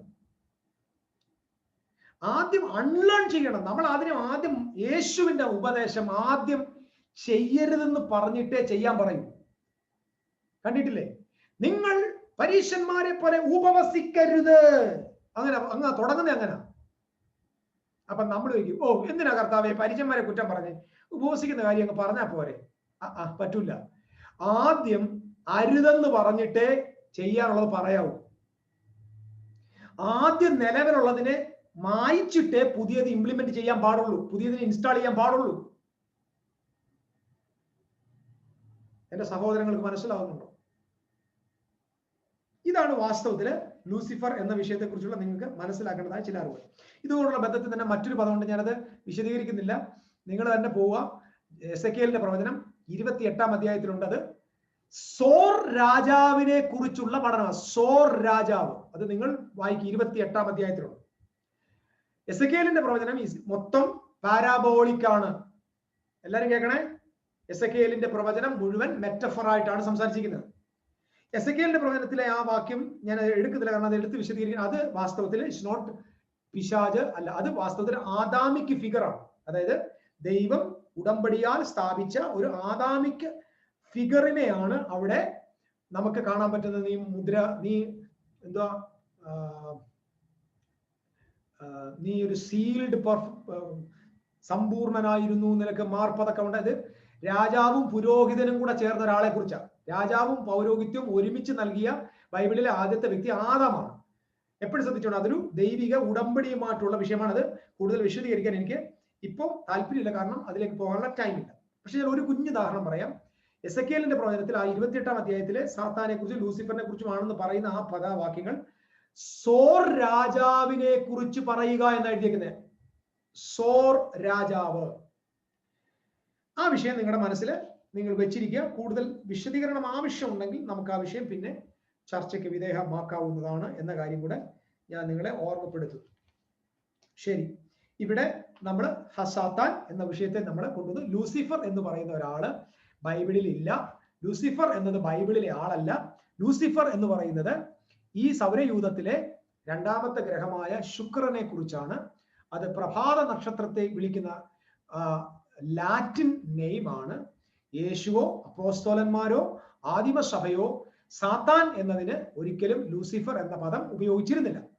ആദ്യ നൂറ്റാണ്ടിന് ശേഷം തെർത്തുല്യൻ, അഗസ്റ്റിൻ തുടങ്ങിയതായ, ഒറിഗൻ തുടങ്ങിയതായ സഭാപിതാക്കന്മാർ 4-ാം നൂറ്റാണ്ട് 3-ാം നൂറ്റാണ്ടുകളിൽ അവര് ഗ്രീക്ക് ഇൻഫ്ലുവൻസുമായിട്ട് വിധേയപ്പെട്ടിട്ട് ഡുവലിസ്റ്റിക് മെന്റാലിറ്റി, ഇനി നിങ്ങൾ എല്ലാവരും ശ്രദ്ധിക്കണം, ഡുവലിസം. എങ്ങനെയാണ് സാത്താനെ നമ്മൾ പുറത്ത് കാണുന്നത്? നമ്മൾ പറഞ്ഞു ഈഗോയിക്, നമ്മൾ മിസ്റ്റിക്കലാണ്. We are the mystics. നമുക്ക് ഡുവലിസം ഇല്ല. ആമേൻ. We are non dualistic mystical people. We are not separating anything. നമ്മുടെ ദൈവം ആരാന്ന് നോക്കി. നമ്മുടെ ദൈവം ആരാന്ന് മനസ്സിലാക്കാൻ ഞാൻ ഒരു വാക്യം നിങ്ങൾക്ക് വേണ്ടി വായിക്കാൻ പോവാണ്. യെശയ്യാവിന്റെ പ്രവചനം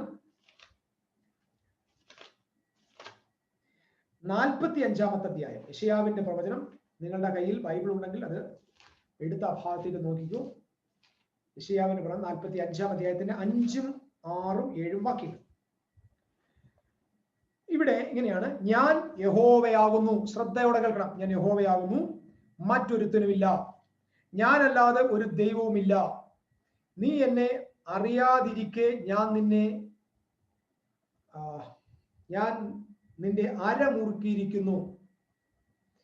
സൂര്യോദയത്തിങ്കിലും അസ്തമയത്തിങ്കിലും ഉള്ളവർ ഞാനല്ലാതെ ക്ലിയർ ആയിട്ട് എനിക്ക് കാണുന്നില്ല. ജസ്റ്റ്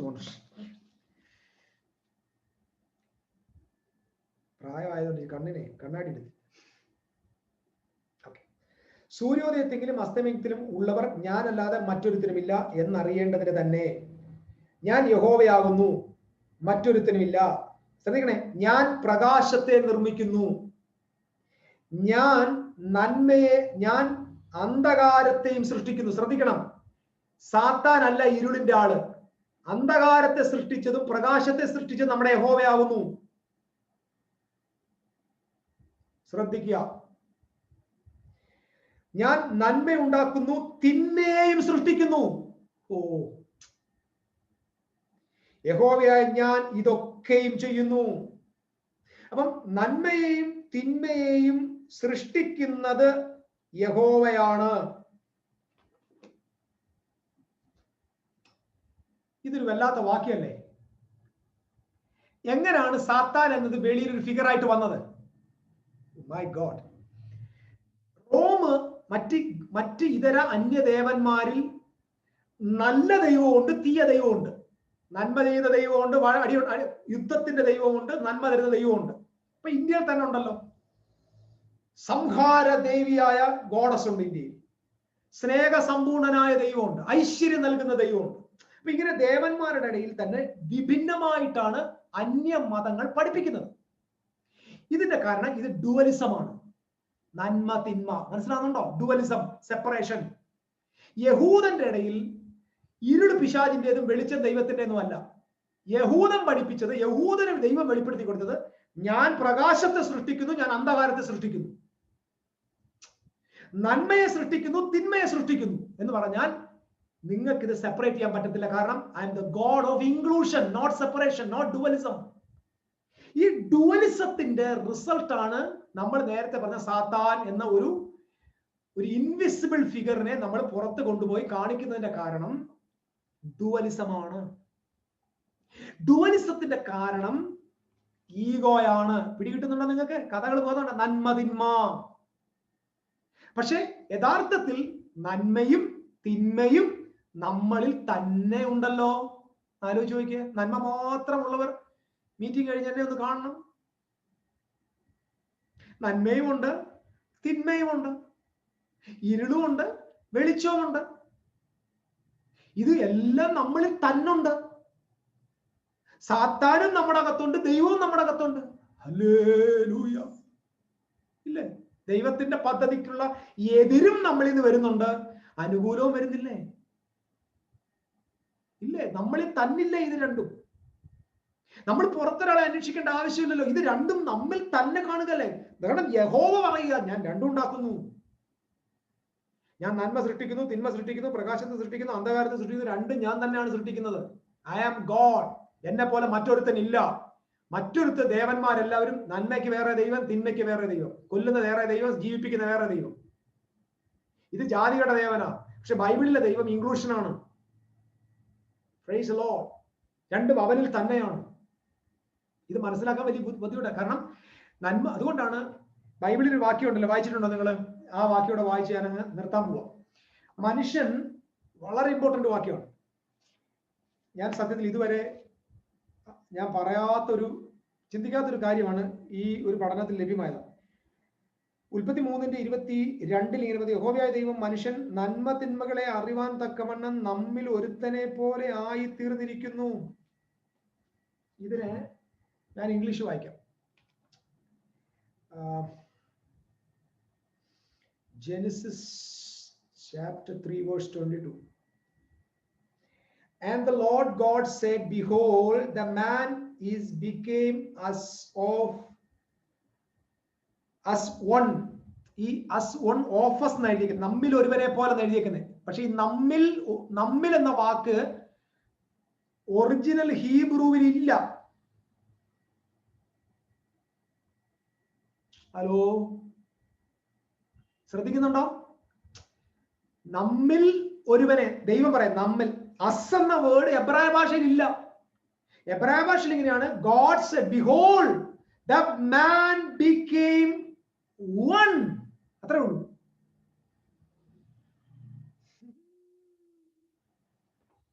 വലിയൊരു മിസ്റ്ററി അവിടെ കിടപ്പുണ്ട്. മനുഷ്യൻ നമ്മിൽ ഒരുവനെ പോലെ ആയെന്നല്ല, മനുഷ്യൻ ഒന്നായിരിക്കുന്നു. നന്മ തിന്മകളെ കുറിച്ച് അറിവാൻ തക്കവണ്ണം മനുഷ്യൻ ഒന്നായിരിക്കുന്നു പറഞ്ഞതിന്റെ അർത്ഥം ഇവിടെയാണ് സകല ഭൂലോകത്തെ മുഴുവൻ വഞ്ചിച്ചു വശീകരിച്ചു എന്ന ചോദ്യത്തിന്റെ ആൻസർ ഇവിടെയാണ് കിടക്കുന്നത്. നന്മ തിന്മയുടെ വൃക്ഷഫലം തിന്ന മാത്രയിൽ മനുഷ്യൻ ഒന്നായിരിക്കുന്നു പറഞ്ഞാൽ എല്ലാ മനുഷ്യനും ഒരുപോലെ ആയിരിക്കുന്നു എന്നാണ് ആ വാക്കിന്റെ അർത്ഥം. ആശയം വ്യക്തമായോ? സാത്താൻ പോയി എല്ലാവരെയും ചതിച്ചെന്നല്ല, ഒറ്റ പ്രശ്നം കൊണ്ട്, ഒറ്റ പ്രോബ്ലം കൊണ്ട് ഹ്യൂമാനിറ്റി ബിക്കേം വൺ. എഖാദ് എന്ന വാക്കിനർത്ഥം എന്താ? അവർ ഒന്നായി മാറിയിരിക്കുന്നു. അവരുടെ അകത്ത് നന്മയും തിന്മയും വന്നിരിക്കുന്നു. ഹല്ലേലൂയ. അവരുടെ അകത്ത് രണ്ടും കൂടെ ഒരുമിച്ച് സമ്മേളിച്ചിരിക്കുന്നു. ഇത് എല്ലാവരിലും സംഭവിച്ചിരിക്കുന്നു. സഹോദരങ്ങളെ, രഹസ്യം നിങ്ങളുടെ അകത്ത് ഇത് കയറണം. ഇത് സംഭവിച്ചപ്പോൾ ദൈവം പറയാ, നമ്മിൽ ഒരാളെ പോയാൽ ആയെന്നല്ല, നന്മ തിന്മകളെ കുറിച്ചുള്ള അറിവിന്റെ വൃക്ഷഫലം തിന്നിവർ ഒരുവരായി, മനുഷ്യൻ ഒന്നായിരിക്കുന്നു. മൈ ഗോഡ്, ഒറ്റ പ്രശ്നം കൊണ്ട് ഹ്യൂമാനിറ്റി മുഴുവൻ പിറന്നു വീഴാൻ പോകുന്ന മാനവരാശി മൊത്തം ഈ പ്രശ്നത്തിൽ ഒന്നായി എന്ന് പറഞ്ഞാൽ ഈ ഒറ്റ കാര്യത്തിന്റെ എക്സ്പീരിയൻസ്, അനുഭവത്തിലേക്ക് മാനവരാശി ഒന്നായിരിക്കുന്നു. Take this word, brothers and sisters.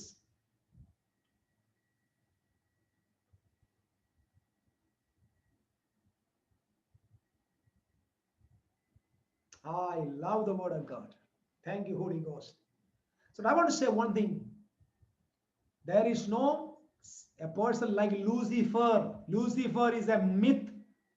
Lucifer is not a biblical reality. Lucifer is a fake understanding about God, about Satan. There is no Lucifer. This is a good news to the mystics. Are you happy? വലിയൊരു സന്തോഷ വാർത്ത ചെയ്യുന്നത്. അതുകൊണ്ട് എല്ലാവരും എനിക്ക് സമ്മാനം തരണം, എല്ലാവരും. Praise the Lord. മനസമാധാനം കിട്ടിയത്. there is no Lucifer. Happy ആയോ? ലൂസിഫറിനെ കാണണമെങ്കിൽ ആഗ്രഹമുള്ള പ്രദേശത്തേക്ക് നാളെ രാവിലെ എഴുന്നേൽക്കുക. പ്രഭാതത്തിൽ സൂര്യൻ ഉദിക്കുന്ന ദിക്കിലേക്ക് നോക്കുക. അവിടെ ഒരു നക്ഷത്രം ഇങ്ങനെ ഉദിക്കും. അതാണ് ലൂസിഫർ. ശാസിക്കുന്നെങ്കിൽ അവനെ പോയി ശാസിക്കും. വെളുപ്പാങ്കാലത്ത് എഴുന്നിട്ട് you do devil get out എന്ന് പറ. ഒരു അരമണിക്കൂർ കഴിയുമ്പോൾ സൂര്യൻ മുകളിലോട്ട് വരുമ്പോൾ അവൻ താഴെ പോകും. അപ്പൊ നിങ്ങൾ സന്തോഷത്തോടെ പറയണം, ഞാൻ ശാസിച്ചു, അവൻ താഴെ പോയി. സ്തോത്രം. അങ്ങനെ മനസ്സമാനത്തോടെ വന്ന് ബ്രേക്ക്ഫാസ്റ്റ് ഉണ്ടാക്കി കഴിക്കുക. സത്യം പറയാം, ഇത് എനിക്ക് പണ്ട് ഒരു സിനിമ, ഏത് സിനിമ എനിക്കറിയത്തില്ല, അതിനകത്ത് ഒരു രഹസ്യം, ഇന്നസെന്റിനോട് ഒരു രഹസ്യം പറഞ്ഞു. പുള്ളിക്ക് ഇത് പറയാതിരിക്കാൻ വയ്യ. പുള്ളി കാട്ടിച്ചെന്നിട്ട് അങ്ങ് അലറിക്കൂ, എനിക്കിത് പറഞ്ഞേ പറ്റൂ എന്ന് പറഞ്ഞ പോലെ. ഏതോ ഒരു സിനിമ, എനിക്കറിയത്തില്ല, എനിക്ക് വേറെ അറിയത്തില്ല. അപ്പൊ അതിനകത്ത് പുള്ളി ഇങ്ങനെ, എനിക്കിപ്പോ പറഞ്ഞ പോലെ എനിക്ക് സ്വസ്ഥതയില്ല, മനസ്സമാധാനമില്ല. ഞാൻ കുറെ വർഷങ്ങളായിട്ട് എനിക്ക് സത്യം പറഞ്ഞ മനസ്സമാധാനം ഇല്ല കൊണ്ടു നടന്ന സാധനം ഇത്. ഞാൻ ഇന്നങ്ങ് വിളിച്ചു പറയാ, there is no Lucifer. Lucifer ഇല്ലേ, ലൂസിഫർ ഇല്ലേ, ലൂസിഫർ കള്ളാണ്, പാസ്റ്റർമാരും ചർച്ചുകാരും ഉണ്ടാക്കിയ കള്ളക്കഥയാണ്, അങ്ങനെ ഒരു സൂത്രം ഇല്ല. ലൂസിഫർ എന്ന് പറയുന്നത് ശുക്രനാണ്.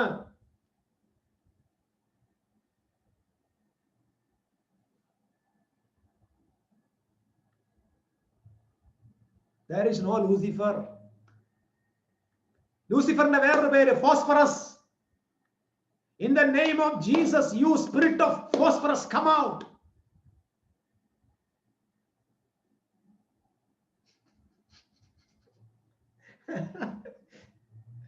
അയ്യോ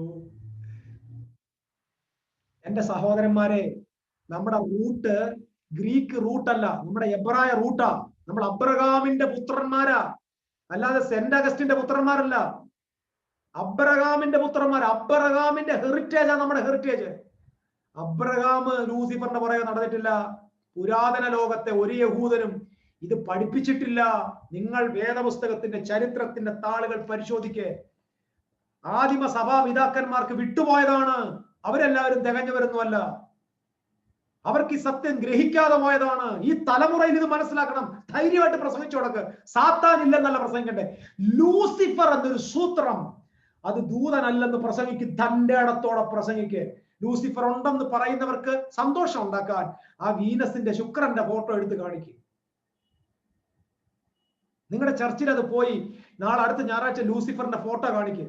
ലൂസിഫറിന്റെ ഫോട്ടോ അവർ ചെയ്തിരിക്കുന്ന കറുത്ത ഒരു മാസ്ക് ഇട്ട് ഒരു കൊമ്പ് വെച്ച് തേറ്റ പല്ലുവിട്ട് രക്തം ഇങ്ങനെ ഉതിർന്നു വരുന്ന നാക്കുമായിട്ട് നിൽക്കുന്ന ഒരാളായിട്ടാ ലൂസിഫർ. അതുകൊണ്ട് നിങ്ങളുടെ ചർച്ചിൽ പോയി ആ വീനസിന്റെ ഒരു ചിത്രം, ഒരു കളർ പിക്ചർ എടുത്തിട്ട് നിങ്ങൾ പ്രദർശിപ്പിച്ചുവിടുക. പ്രിയപ്പെട്ടവരെ, കഴിഞ്ഞ നാളുകളായി നമ്മൾ ഭയന്നും പേടിച്ചും വിറച്ചും വരുന്ന ലൂസിഫറിനെ നമ്മൾ കണ്ടെത്തി. അവൻ മനോഹരനായ നമ്മുടെ ശുക്രനാണ്.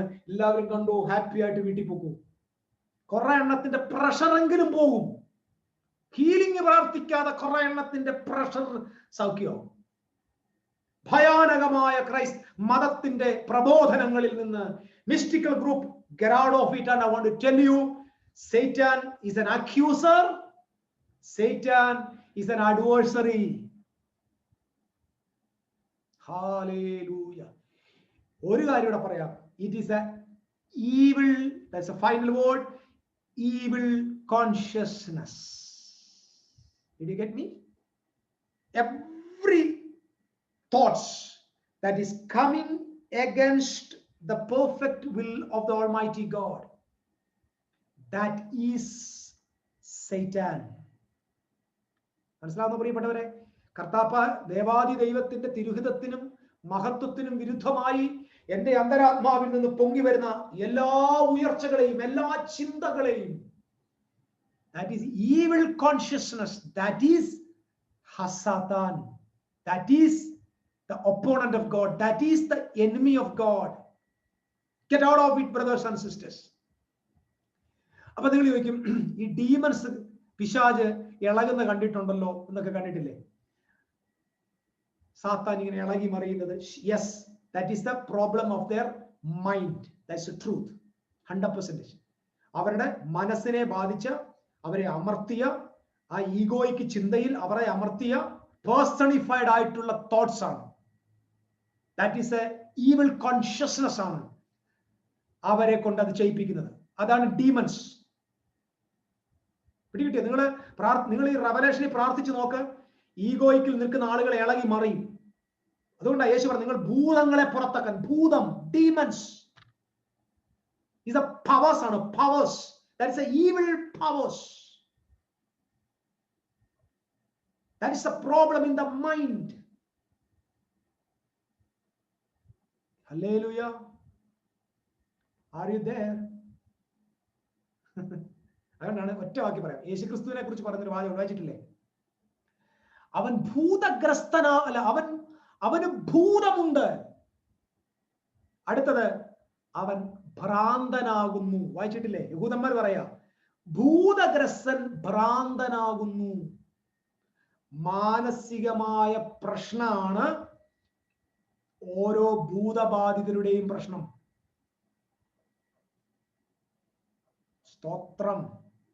അപ്പൊ ലഗ്യോൻ ആരാ? ലഗ്യോ എന്ന് പറയുന്നത് എന്താ? ഇവന്റെ അകത്തെ കോൺഷ്യസ് ആണ്. ഈവിൾ കോൺഷ്യസിനെ നിങ്ങളെ എംപവർ ചെയ്യാൻ പറ്റും. ചെങ്ങലകളെ വലിച്ചു പൊട്ടിക്കാൻ പറ്റും. സ്തോത്രം, സ്തോത്രം, സ്തോത്രം. So I want to tell you, brothers and sisters, let us come up to the higher consciousness. എന്താ ആ consciousness? Christ in me, the hope of glory. ലോകം എല്ലാരും എന്നെ കുറിച്ച് എന്ത് പറഞ്ഞാലും നിന്റെ അകത്ത് നിനക്ക് കേൾക്കുന്ന ഒരു ശബ്ദമുണ്ട്, യു ആർ മൈ സൺ. എത്ര പേര് ആ വാക്ക് കേൾക്കുന്നുണ്ട്? അപകാസ്യവും പരിഹാസവും നിന്നെ അത് ഇതെല്ലാം കേൾക്കുമ്പോഴും നിന്റെ അന്തരാത്മാവിൽ മുഴങ്ങുന്ന ശബ്ദം, you are my son, you are my beloved sun. That is the higher consciousness. That is the consciousness of Christ. യോർദാന്റെ കരയിൽ വെച്ച് പ്രാപിച്ച ഒറ്റ വാക്ക്, ഇവൻ എന്റെ പ്രിയപുത്രൻ, ഇവങ്കൽ ഞാൻ പ്രസാദിച്ചിരിക്കുന്നു. ഈ ഒറ്റ ഹയർ കോൺഷ്യസ്നെസ്സിൽ പോയത് കൊണ്ടാണ്.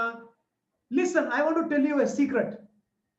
ലെഗിയോൻ ബാധിച്ചവൻ യേശുവിനെ കണ്ടപ്പോൾ വിളിച്ചത് എന്താണ്? Tell me. അത്യുന്നതനായ പറ, ദൈവത്തിന്റെ പുത്ര. എന്തിനാ അങ്ങനെ വിളിച്ചേ? അത്യുന്നതനായ ദൈവത്തിന്റെ പുത്രൻ എന്ന് പറഞ്ഞ യേശുവിന്റെ അകത്ത് എന്താ? Higher consciousness. അപ്പൊ ഡീമൺ മനസ്സിലായി, is with a higher consciousness, I am with a lower consciousness. I am a slave. I am controlled by demon's power. The higher consciousness commanded, get out, finished. Hallelujah. You're going to become a powerful person. You're going to cast out demons. You're going to heal the people. You're going to open the mental hospitals. നിങ്ങൾ വിശ്വസിക്കുക, mental hospitals ഒക്കെ ക്രിസ്തീയ സഭയുടെ മുമ്പിൽ തുറക്കപ്പെടും. ഭ്രാന്തന്മാരുടെ കെട്ടഴിച്ചു വിടാൻ ദൈവത്തിന്റെ പരിശുദ്ധാത്മാവിൽ ഒരു പ്രൊഫറ്റിക് വേർഡ് ഞാൻ പറയുക. അങ്ങനെ ചില മിനിസ്ട്രി ഇവിടെ ചിലരെ ഏൽപ്പിക്കാൻ പോവുക. Result is going to come. ഭ്രാന്തന്മാരുടെ കെട്ടഴിച്ചു വിടാൻ അങ്ങനെ ഒരു സ്പെഷ്യൽ ഒരു അനോയിന്റിങ് കർത്താവ് നിങ്ങളുടെ മേൽ പകരുക. Receive it in the mighty name of Jesus. Oh mighty God. It's a higher consciousness. അപ്പൊ ഇന്ന് ലൂസിഫറിനെ പൊരിച്ചവനെ ചാപ്സാക്കി അവനെ ഇന്ന് തോരൻ വെച്ച ദിവസമാണ്. സ്തോത്രം. ലൂസിഫറിന്റെ കാര്യത്തിൽ നിങ്ങൾക്ക് മനസ്സിലായി. ഈ സംശയം എന്തെങ്കിലും ഉണ്ടെങ്കിൽ യു ക്യാൻ നമ്മുടെ ഗ്രൂപ്പിൽ വന്നാൽ മതി. ഗ്രൂപ്പിൽ വന്ന് നിങ്ങളുടെ ഒരു വോയിസ് ക്ലിപ്പ് ഇട്ടാൽ ഞാൻ അതിന്റെ ക്ലാരിറ്റി നൽകാം. So be happy tonight. I am very happy because I could ഈ കാര്യങ്ങൾ പറയാനായിട്ട് പറ്റിയതിൽ ഞാൻ ഒരുപാട് കർത്താവിന് സ്തോത്രം ചെയ്യുന്നു. പരിശുദ്ധ ദൈവം നിങ്ങളെ എല്ലാ